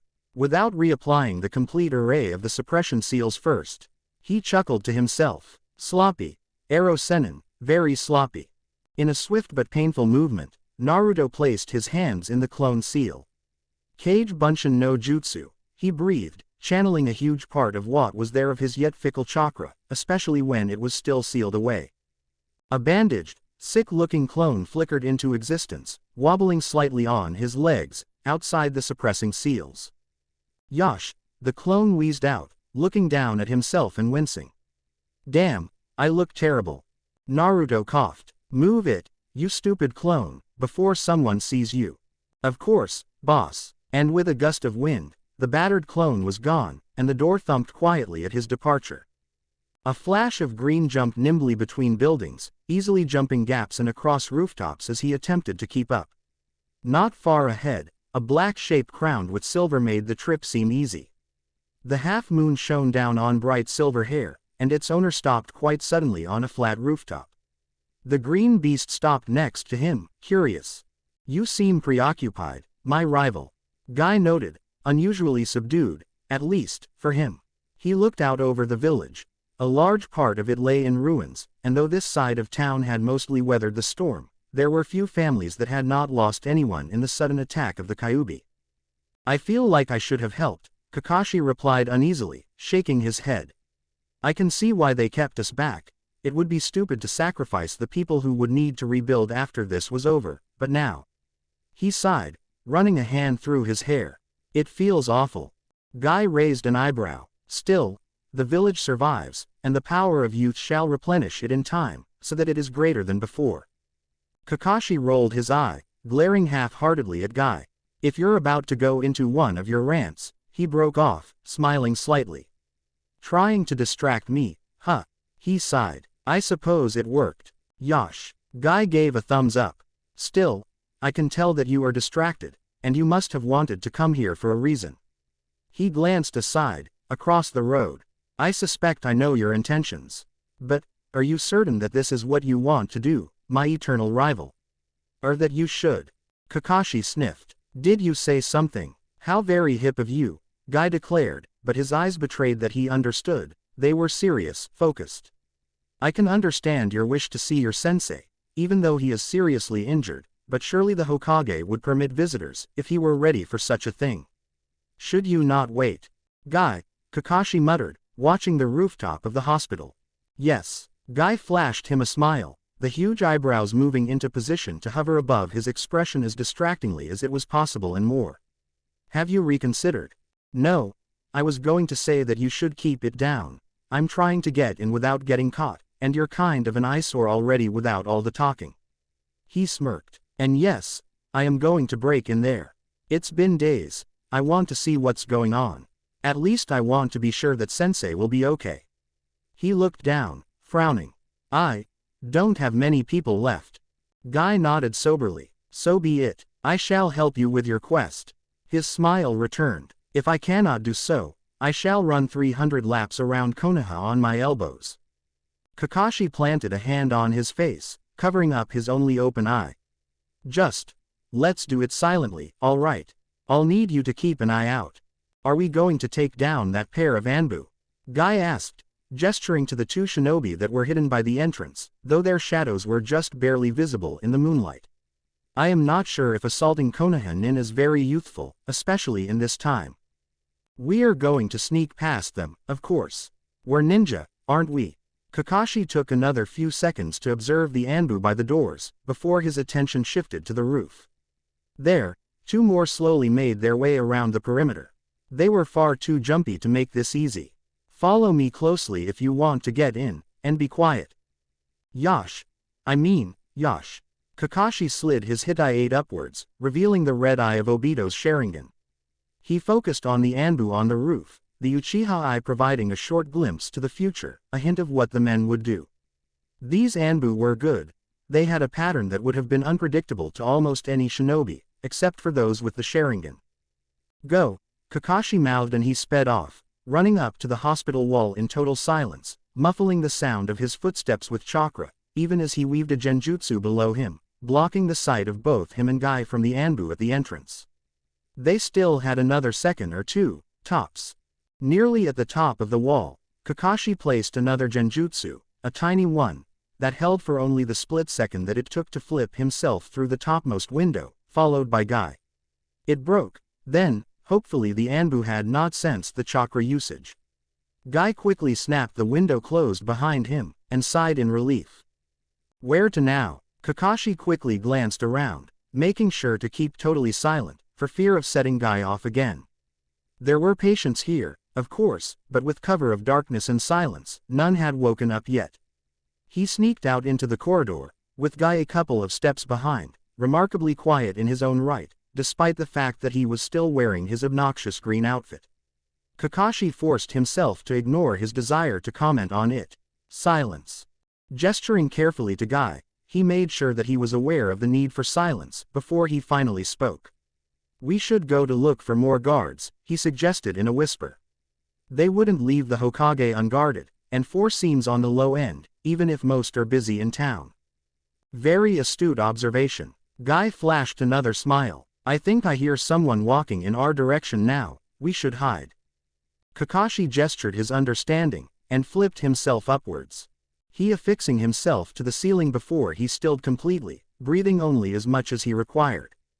The trick in hiding was not really to weave a genjutsu constantly, that got tiring, and plenty of shinobi could sense them, but to make sure that you didn't stand out from the environment, so that there was never a reason to go looking for intruders at all.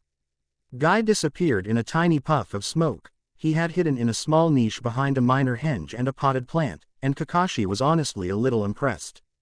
Someone walked slowly yet assuredly towards them from the next hallway, and Kakashi almost cursed himself when he realized it had to be another Anbu. By the gait of the man, Kakashi figured he was tired, which was good, since tired meant unobservant. The figure wearing a mask depicting a rat's face came around the corner, apparently on patrol. Something was off, though, and Kakashi only just managed to prevent himself from taking a quick breath in surprise. The Anbu wore a standard uniform and his brown hair was cut short, but despite his tired gait he seemed completely at ease, which was definitely not what an Anbu should be while guarding someone as high profile as the sitting Hokage. Kakashi's Sharingan barely had time to scream a warning before the Anbu looked up, not slowing down at all as his dark eyes captured Kakashi's. Yo! Frozen in total shock for a moment, Kakashi failed to answer. He had not even sensed chakra use, which implied the Anbu had known he was there from remarkable sensory perception alone. The silver-haired Junin debated whether to jump in and take out the Anbu, when the nin saluted him, raising 2 fingers to the top of the mask. He moved on, unperturbed. For a split second the man glanced to his side, towards Guy, but he ignored that, too. Kakashi dropped on the ground after the Anbu was gone, utterly confused. What just happened? He asked, baffled. Maybe that Anbu knows us. Guy suggested, appearing at his side momentarily, a few stray leaves still stuck in his hair. That must mean that we're on the right track, does it not? It must be his way of saying that he's not going to turn you in. Kakashi frowned uncertainly, but he could find no more plausible explanations. Yeah, let's go with that. He suddenly faltered, and cursed silently. He had been using the Sharingan for too long, and it was getting him confused. The moment when the nin had looked up, he could have sworn that there was something wrong with the man, but he was not so sure now. What if they had just let an intruder pass? Then again, he couldn't just go and tell anyone. While sneaking in forbidden parts of the hospital, I saw this shady-looking nin that was obviously an Anbu. Let's move on, and hope that's our weirdness for the day, Kakashi mumbled and followed his own command, walking towards the corner that the mysterious nin had come from. He left the Sharingan open, even though it was draining him a lot, just in case he'd need it. A few turns later, Kakashi warned Guy to stay, narrowing his eyes. There, exiting a room at the end of the hall that was flanked by another Anbu, was a medical nin. Kakashi was sure he caught a glimpse of the yellow-haired man half sitting in the bed behind her, and he could not suppress a satisfied grin as his conjecture was confirmed. Minato-sensei was here. Jackpot. There was no way that 6 different Anbu would be guarding the hospital, and the wing that Kakashi had decided to check first was one of the most secure places in the whole building. It made sense. I'll return in the morning, to change the bandages again, the medical nin said in a sweet voice. Please, rest. Thank you, someone replied in a weak and rough voice, and Kakashi stilled. Yes, this was the place. The Anbu closed the door behind the medical nin, who quickly walked off in the opposite direction. A medical nin would have been no match for the precognitive abilities of the Sharingan, but this was different. The Anbu was tall and his eyes, though half closed, were undoubtedly fully alert of everything that went on. This was one person that they couldn't pass without getting into his line of sight. There was only one choice, here. Carefully signing his intentions to Guy, he focused chakra to his eye, shuddering slightly as he felt himself weakening. Flashing around the corner, the 2 Junin were at the ANBU's position before he had time to draw a kunai, and as Guy grasped the man's arm before it could reach his belt, Kakashi unleashed his jutsu. His Sharingan twirled as Kakashi focused his genjutsu upon its victim. The man's eyes rolled up, and he slumped down. Sweet dreams, Kakashi wheezed out, everything spinning around due to the fast chakra drain, and he grasped Guy's shoulder, just as the latter caught the nin before he could fall and make a ruckus. Silence remained, and Kakashi sighed in relief as he raised himself up again. Go, my rival, Guy showed him a thumbs up and changed into a ko of the downed Anbu. Someone has to guard the entrance until you finish your business with your sensei. Don't take too long. My henge is no match for a determined Anbu, I am sure. Kakashi grunted and threw the disabled shinobi over his shoulder, though the weight was a bit much. The genjutsu would only work for 5 minutes or so, but just in case, he bound the ANBU's hands with a short chain, so that he could at least reapply it. Then, he opened the door and stepped inside. Kakashi. There was an incredulous exclamation from the inside, and the door slammed shut. Thank Kami, Kakashi breathed out, more relieved than he would care to admit, and he dropped the disabled nin like a sack of potatoes. I thought you died. What are you doing in here? The man that could only have been his sensei asked in disbelief, but was that the sound of disappointment Kakashi heard in his voice. He followed the man's gaze to the unconscious body at his feet. It was necessary. Kakashi stepped closer, almost falling onto his knees right next to his sensei's bed as the chakra drain of his eye caught up with him, but he ignored the discomfort. He tore down the mask in a quick move, and flashed a short grin as his teacher's blue eyes widened. I thought I had lost the last. Kakashi muttered tiredly. The attack. I thought that you might have died, and that I'd be. He shook his head. I just had to see you, on the off chance that the rumors were true. Thank heavens, they're not. It was only then that Kakashi took in the extent of the bandages on his teacher. There was barely an unbandaged area to be seen, save for his eyes, and even now, there was a tiny bit of blood seeping into the freshly changed linens. There were so many wounds, it was a miracle that Minato-sensei could speak. Then, Kakashi looked into bandaged face, and found the watchful and puzzled blue eyes that met his own. Kakashi jumped in surprise as Minato suddenly twitched with a spasm of pain, and fell back onto the bed with a whimper. I didn't use it, was Kakashi's first thought. What if I did? The second thought was scarier than the first, and he grasped his teacher by the shoulder, before letting go as the man jerked away. Minato-sensei, he called fearfully, hoping that this was not his fault, or that he had arrived just in time to see him die. Desperate, he moved his Hitai-8 down, hoping that breaking the Sharingan's hold would help. It didn't. Minato looked completely unresponsive, and Kakashi had no idea what to do. Naruto was confused. He had just had his bandages changed and wounds cleaned, and wasn't expecting anyone to show up until the early morning at the very least. However, this happened. Kakashi had torn inside his isolated room just after the medical nin excused herself, much younger and a lot more expressive than Naruto had honestly expected of him. Before he could explain that he wasn't Minato, and he had no idea how to get that idea out of the boy's head without hurting him, the touch of the Sharingan sent him spinning. What was going on? Genjutsu? No, even in his weakened state, he would have at least noticed it, and he was in enough pain that he would probably snap out almost immediately. No, it was like diving into the prison seal. Maybe his own version of the seal reacted to the presence of the Sharingan, as it had always agitated the Kyuubi too. The remnants of Kurama's chakra could have been reacting to the cursed eyes. The Y fled as Naruto stood up. He was inside his head, in the old sewer-like part of his mind, where pipes flowed every which way across the walls, and the huge prison gate was. This was where Kurama lived, after a fashion. It was empty, now.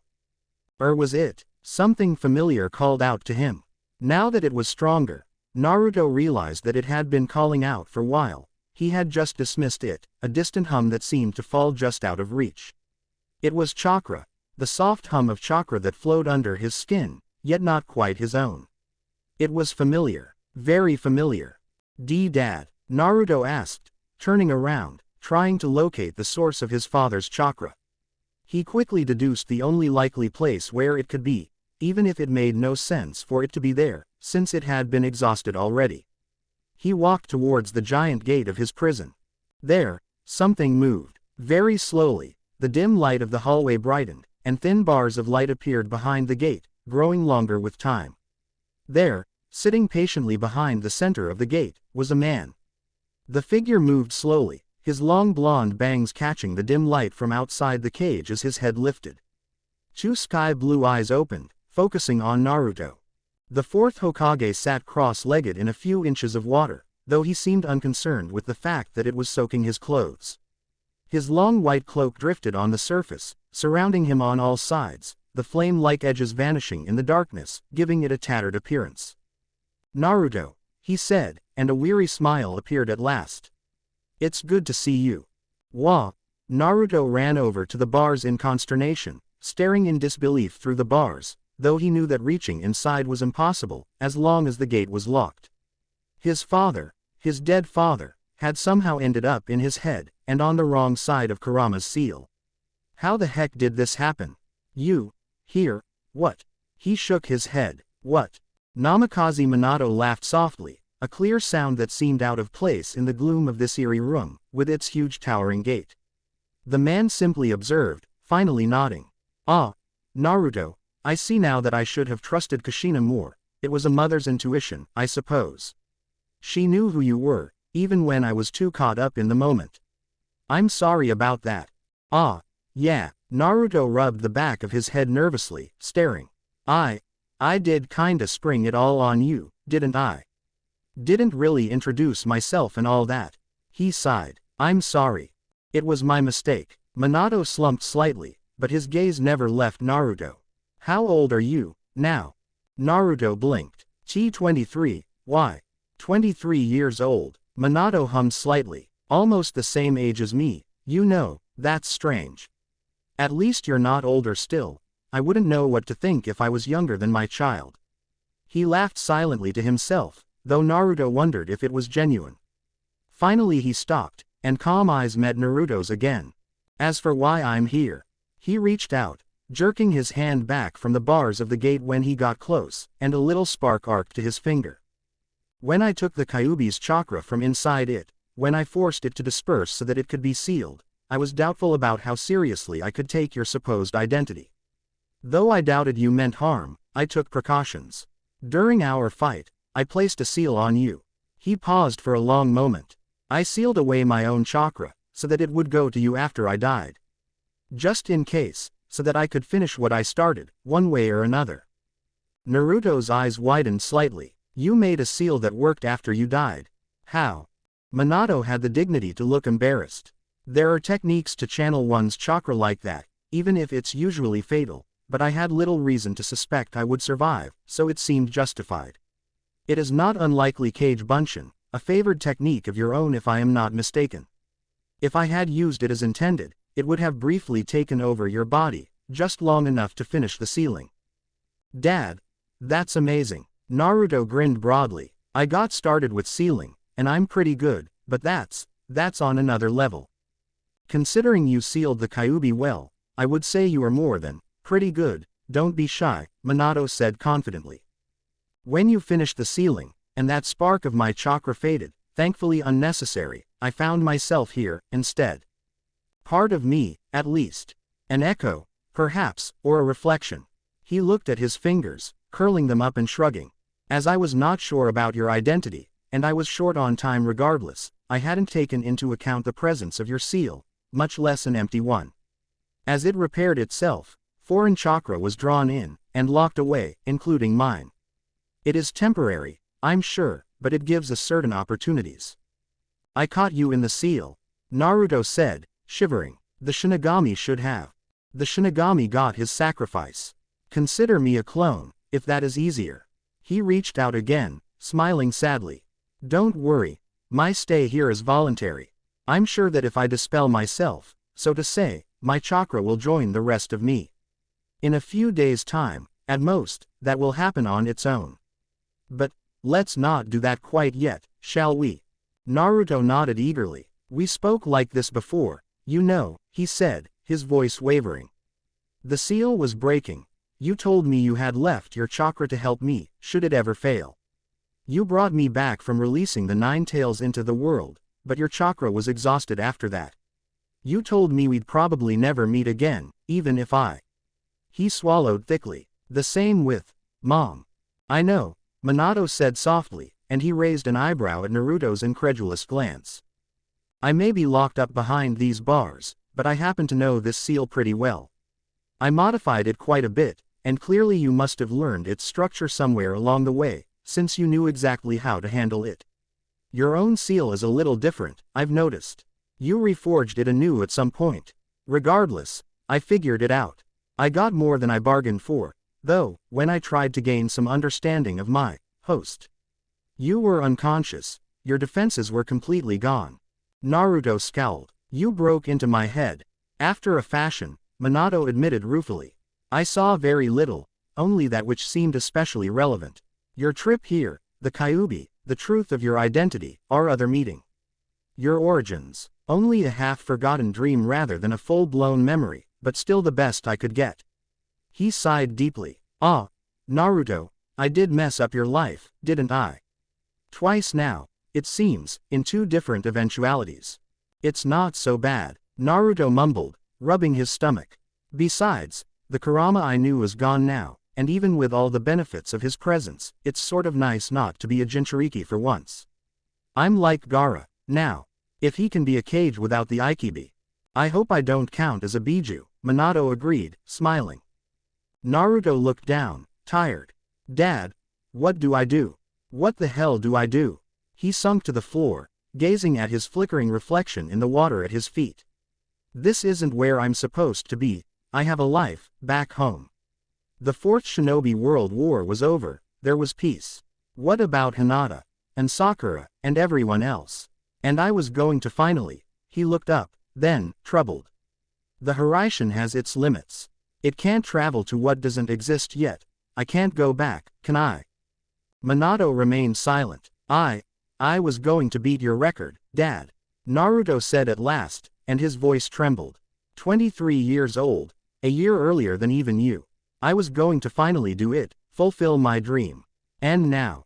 Hokage? Minato inquired, almost breathlessly. Naruto glanced up, and was caught off guard by the twinkling eyes that met his, filled with so much pride that his breath hitched. A grin split Minato's face, then. God, I'm Hokage, Namikaze Naruto. I like it. Naruto chuckled to himself. Rokudaime, actually, and sort of the second one. It was a bit of a mess in the war. He scratched the back of his head nervously. And I go by Uzumaki Naruto. Used to be safer, you know. And the old man thought it was best if I didn't find out about, well, you, until I was older. He shrugged. In the end, it was you that told me about my origins, which you have probably already seen. Then I punched you.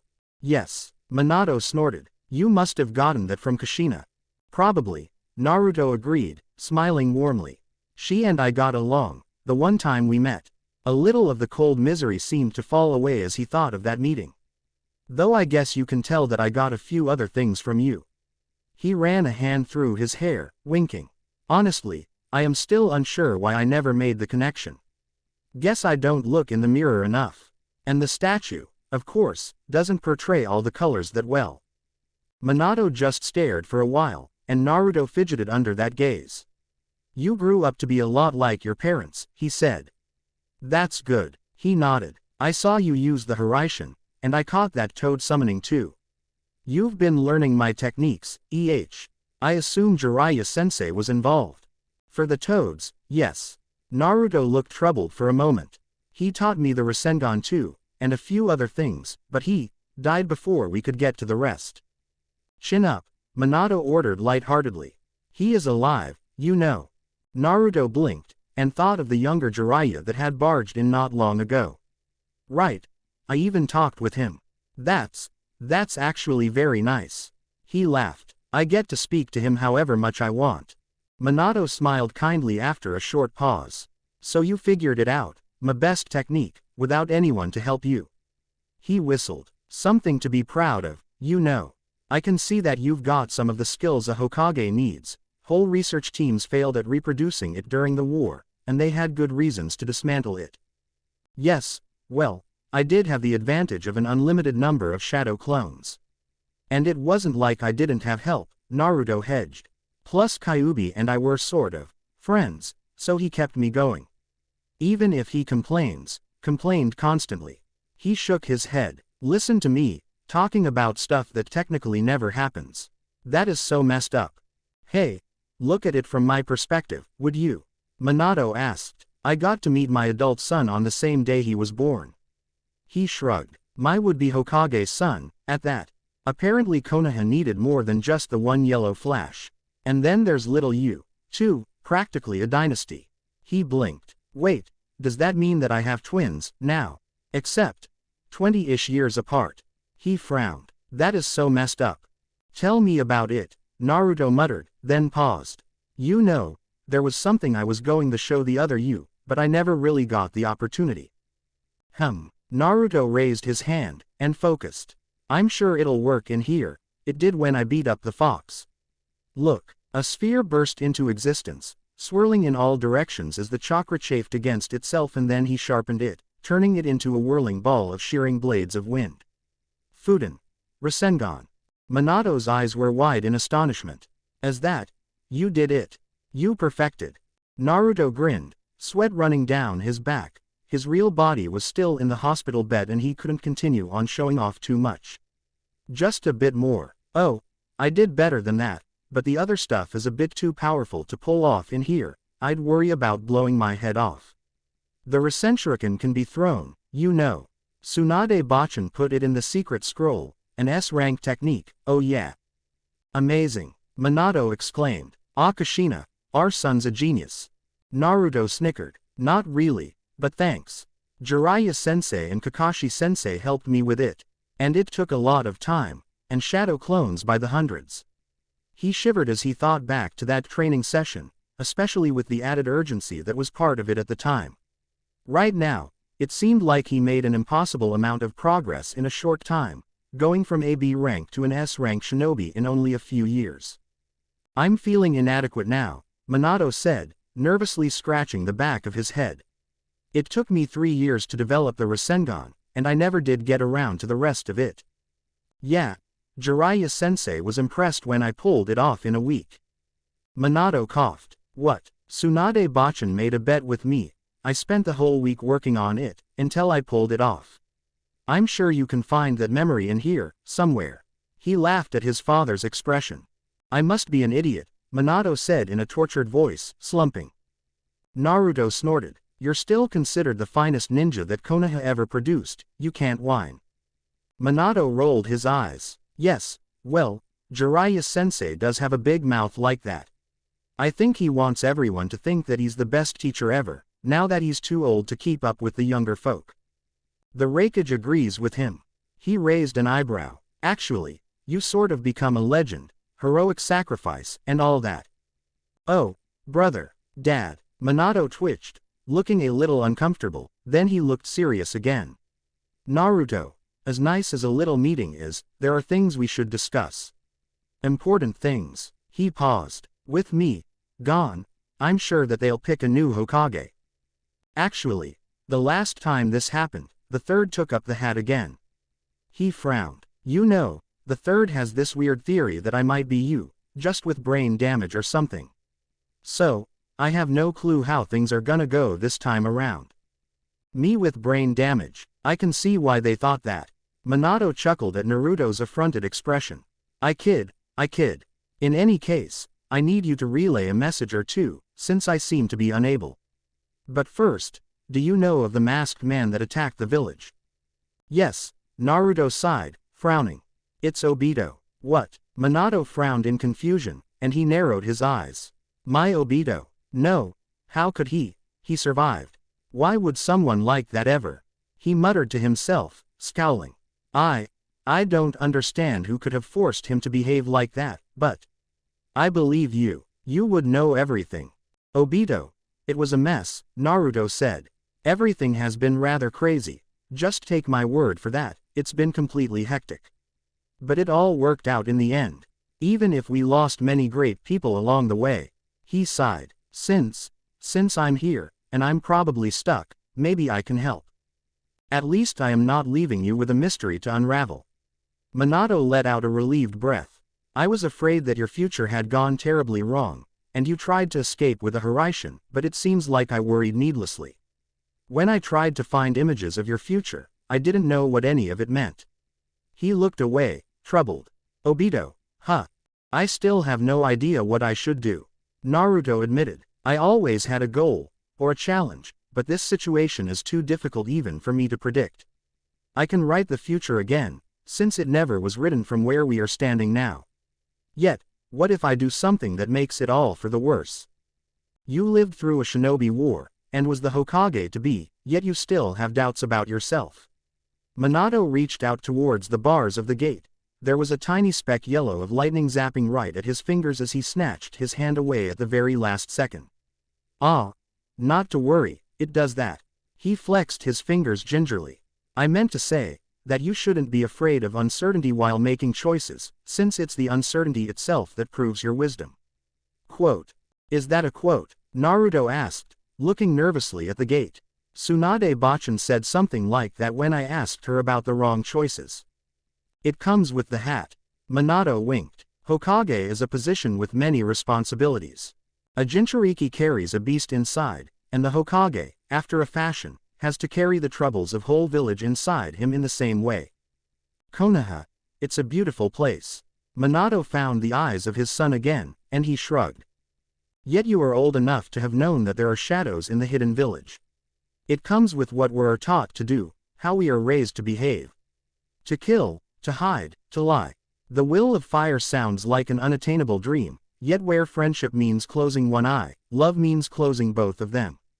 To turn a blind eye to Konoha's faults. You cannot have a perfect world. It is a good dream, however. And pursuing that dream is a worthy cause. I think I understand. Naruto moved to touch the gates. They didn't shock him, but they hummed on that small contact, as if some sort of energy had been flowing through them. What is that? He asked quietly. The seal was built to absorb the Kyuubi chakra into your system. Now, there's no Kyuubi, just me. Minato gestured at himself. My seal is eating you. Naruto's eyes widened and he moved his hand towards the small paper seal hanging on his side of the gate. Don't. Minato jumped forward and got another jolt from the gate, and he sheepishly waved his hand from the sudden shock. If you open it up, this version of me will be lost. But if I leave it be, you will be gone, too. Naruto held the white small patch that could open the gate in a second.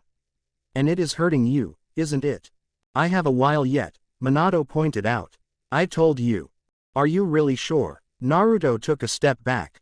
This seal is more draining than the one you made, since it was supposed to channel all of the Kyuubi, rather than only a few taels worth. With dread, he realized that his father had become slightly bleaker throughout the conversation. Maybe even transparent. That's even more of a reason to speak about everything, before you go back. Go back. Naruto realized just what had made him aware of the connection and sent him into the depths of his mind. Kakashi. Time flows more slowly here, there is no hurry. Minato frowned. Is Kakashi alright? I hope he is. He has great potential and an even greater heart. Yet, his life wasn't kind to him. Kakashi could be a great friend. He was. Naruto grinned. He was the weirdest and most impossible sensei I have ever had. Yet, at the very same time, he also taught me a lot of things I hold dear, and he was the one to tell me the true secret of the Kage Bunshin. Good. I know you must have taught him something too. Naruto laughed. A thing or two. So, you met my Kakashi, Minato said. Just before arriving here, I take it. He looked so young. Naruto said the first thing that came to his mind. When he entered the room, it was like seeing a dream. It was like some teenager just barged in, rather than the veteran I'm used to. Yet, he is that hardened veteran already, don't forget that. He's a product of his age, of this war we have just had. Minato sighed. He has lost great many things in his life, and it seems like it's always losses rather than achievements that shape the people into their true image. He looked so broken just now. I see. Minato crossed his arms and paced around for a while. Maybe. He stilled for a bit. No, you were right, earlier. Days was too a generous estimation. Probably hours instead. You did a good job on the seal, I should commend you. Naruto looked away. Is there anything I could do for you? Protect Konoha. Minato began slowly. Learn, love, live. Naruto shook his head. I meant for you. I'd do those things anyway. Minato grinned at that. Well, you could help me say my goodbyes, I suppose. He fell silent for a moment, his smile wavering. Kushina perished together with me. Little Naruto. Take care of him, will you? He could use an older brother, and I hope you would benefit from that. Tell him about me, someday when he will understand. Apologize for me. Of course. That's a given. Anyone else? Sarutobi. That is, the third Hokage. Minato took a deep breath. Tell him that he was right the first time we met. I am crazy enough to sacrifice my life first and think second. Yet, I do not think that he has taught me wrong, and I always had his example to learn from. He stayed silent for a moment. He helped me get ready to be the Hokage, and I really appreciate it. Naruto cocked his head to the side slightly. I never really discussed you with him, but he did mention that you embodied the will of fire. Minato shrugged at the compliment. Next is Jiraiya. There are many things that I'd like to say to Jiraiya-sensei, most of them things that you will probably tell him yourself, given enough time in his company. Tell him to remain how he always was. Cheerful in the face of danger, serious in the meeting of a council and insightful in all delicate matters. His heart is in a right place, and by moving around the world he has corrected more wrong that I have in my time as Hokage. I'll speak to Ero Sennin for you, Naruto agreed, and he chuckled at Minato's amused expression. I swear. That man never changes. Who else? Ah, Makoto. Minato shook his head. That is not my goodbye to give, but Kushina would have wanted me to, had I survived. I pass on that task to you. Tell her that she helped my wife more than anyone in the village, and that Kushina always hoped to see Sasuke and Naruto play together. Naruto stiffened. She's Sasuke's mother. You knew him, then. I suppose you're about the same age, so that makes sense. It was meant for you to be friends. Friends. Naruto's expression grew serious. Rivals. Teammates. Enemies. What? Minato frowned. What happened? Obito. He arranged the whole Uchiha clan to be murdered before a coup attempt, Naruto said through his clenched teeth.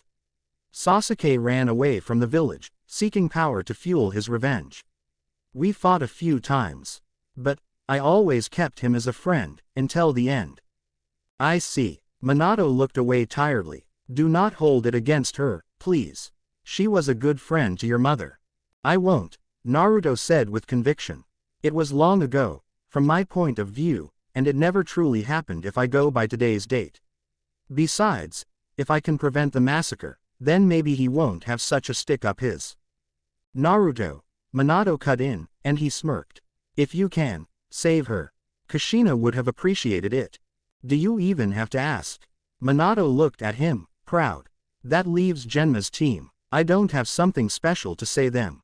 But they know bits and pieces of the Hiraishin, their own little version of it, in any case. You know of it? Yes, Naruto answered. I asked Namiyashi for help once, after the war was finally over. Those three don't really know the Hiraishin, they are using a mixture of it in a summoning technique, right? Help them out with perfecting what they have, would you? And see to it that they are safe. As safe as a life of an active shinobi can be, anyway. So that's everyone, then. Naruto ran a hand through his hair. Man, for someone who's bad at memorizing, this is a lot of stuff. Minato smirked. There's Shimura Danzo. Tell him that the choices he wants to make, even if they look good at first, will have a price later. Naruto shuddered as he thought of the would-be sixth Hokage. Yeah, don't need to say that twice. I see that you understand what I mean, Minato observed. Danzo. He truly cares about Konoha, he added, thoughtful. If given too much freedom, he would do anything in his power to help the village. And that would be his and Konoha's downfall. Danzo again, Naruto murmured. To borrow a phrase, troublesome. There's one last person that I should leave a message for, though I'd never expected that I'd get the chance. Minato took a deep breath. Obito. Naruto blinked in surprise. Minato looked uncomfortable. You said he's alive. I don't know how to better put this, since I have no idea what I might have done wrong in teaching him. He was always so cheerful and loving. I can't imagine him harming Konoha like that, not willingly. He paused, looking away. If you see him, ask, all right. Ask him why, from the man who watched him grow up. All right. Naruto had a dangerous gleam in his eyes as he said it. I'm going to find out everything there is to know about that. He sighed. I suppose that was everyone, finally. Minato shrugged helplessly. Well, I don't know if I want you to say something special to anyone else. For shinobi who are loyal, maybe make sure they understand that I am sorry that I couldn't keep protecting them longer, but if I could have, I would.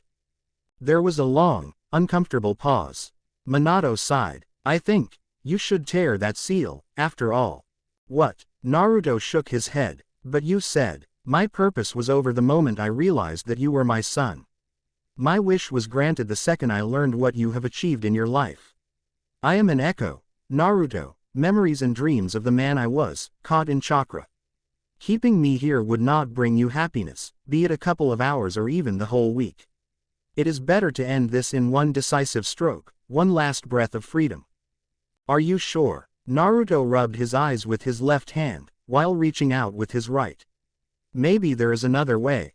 Maybe you'll remember something else you needed to tell me. And why didn't you leave any sort of words for Kakashi? Caught that, did you? Minato winked. When you tear the gate down, I will get a minute of freedom, the minute that I intended to use to seal the Kyuubi. Last words, if you will. If anyone could use those, it's Kakashi. I will try not to leave you empty-handed, either. I'm just an echo, but I know a few tricks. You'll know what I mean after I'm gone. Naruto took a deep breath. So, this is it. Yes. Naruto tensed. All right. Goodbye, Dad. He tore down the tiny piece of paper and the gust of wind tore at the gate. They shattered and fell down, irreparably broken, and Minato took a step towards him. Another. Nothing stopped him this time, and he ruffled Naruto's hair, before he wrapped him in a brief hug. Live long and always listen to your heart. And then he was not there anymore, vanishing in a whirlpool of chakra. Naruto's eyes flickered open, and he stared momentarily, confused. The Sharingan was gone. Only one eye of Kakashi's was staring at him in pure terror, shaking him ever so slightly. Clearly the boy was unwilling to touch him too strongly, considering all the bandages. Naruto's hand moved by itself, touching down firmly on top of Kakashi's silver bundle of hair. Then, it ruffled them. The gesture was so familiar, yet at the same time, so incredibly alien. Naruto couldn't have imagined how he would have ever gotten the idea to do so. Sensei. Kakashi's voice echoed strangely in the small room. Do you need me to call help? He looked pained. I'd get in trouble, but I am all right. Naruto felt his own voice answer with a certain degree of calmness that he did not have. Kakashi, have you been skipping out on sleep again? I can tell. Kakashi grumbled something under his breath. Naruto didn't catch it. His lips started to move once again, and Naruto felt that if he wanted, he could have stopped the whole thing, cut the thread, yet he didn't. He just let it. Felt incredibly weird, incredibly wrong, but he could bear it, for his father. You keep dreaming of her, the shade of Minato said through his son. It is not your fault. You need to stop beating yourself up about it. You had your time of pain and regret. She was the one who made the choice. And, Rin held to that choice until the very end. You can't blame her for remaining truthful to herself. Nor can you keep blaming yourself for your own choices. Why are you telling me this? Kakashi asked, a few tears running down from his eye, and his Hittite looked suspiciously moist, too. No one is immortal, Kakashi. You know that even more than some others. I will not be able to watch over you like I'd like to. I need you to get your head straight. But, Naruto let his hand ruffle the hair one last time. Inside he felt weird, restrained. Whatever effect his father's specter had, it was fading fast. The war took away your childhood. Naruto felt his voice cracking and started helping the process, by guessing at what his father wanted to say. You need to take a moment for yourself and try to find what you are missing, to break the limits you have set with your beliefs. Please, Kakashi, live for me if not for yourself. Don't speak like you're going to die. With that one sentence, Naruto's vision of Kakashi shattered. Gone was the extremely competent yet extravagant shinobi. In his place, for the short while, there was Kakashi, the 14-year-old boy, afraid for the life of his last friend and teacher. Everyone dies. We shinobi just get to choose how. And then, there was nothing. Minato was gone. Kakashi. Naruto called the name the same way his father had, with a hint of compassion and sadness, but a moment, he wondered what he should say. He could not just come out and tell the boy that his sensei had just. He could not tear the boy's hope apart, not here, not now. What came out was, I'll take care of you, I promise. Minato-sensei. Kakashi leaned forward, gave the shortest hug in the history of short hugs, and then jumped back, putting on his black fabric mask once again. Naruto did not have the time to marvel over the fact that he had seen under it for the first time. Thank you, the teen said, and there was a pause. You're not going to tell anyone that I broke the rules, are you? Naruto smiled tiredly. Those who break the rules are trash, isn't that right, Kakashi? But those who abandon their comrades are worse than trash. He gestured weakly to the door. I don't remember seeing anyone. Kakashi saluted shortly. I will wait until you're healed up, then. Naruto looked a little troubled at that prospect, but kept his comments to himself. There was a knock from the other side of the door at that moment. 5 minutes have passed, came a muffled warning from outside. Oh, Kakashi jumped like he had just been hit. Guy, we're leaving, he shouted through the door. He picked up the anbu, dusted off his vest a bit, and straightened the animal mask. There, good as new. He dragged the anbu to the door, and he revealed his Sharingan once more. He was very careful not to look Naruto directly in the eyes. Get well, sensei, he said softly as the door closed behind him. Naruto was alone. Thank you for watching. If you enjoyed the video, be sure to like, comment and subscribe, as well as checking out the author on fanfiction.net.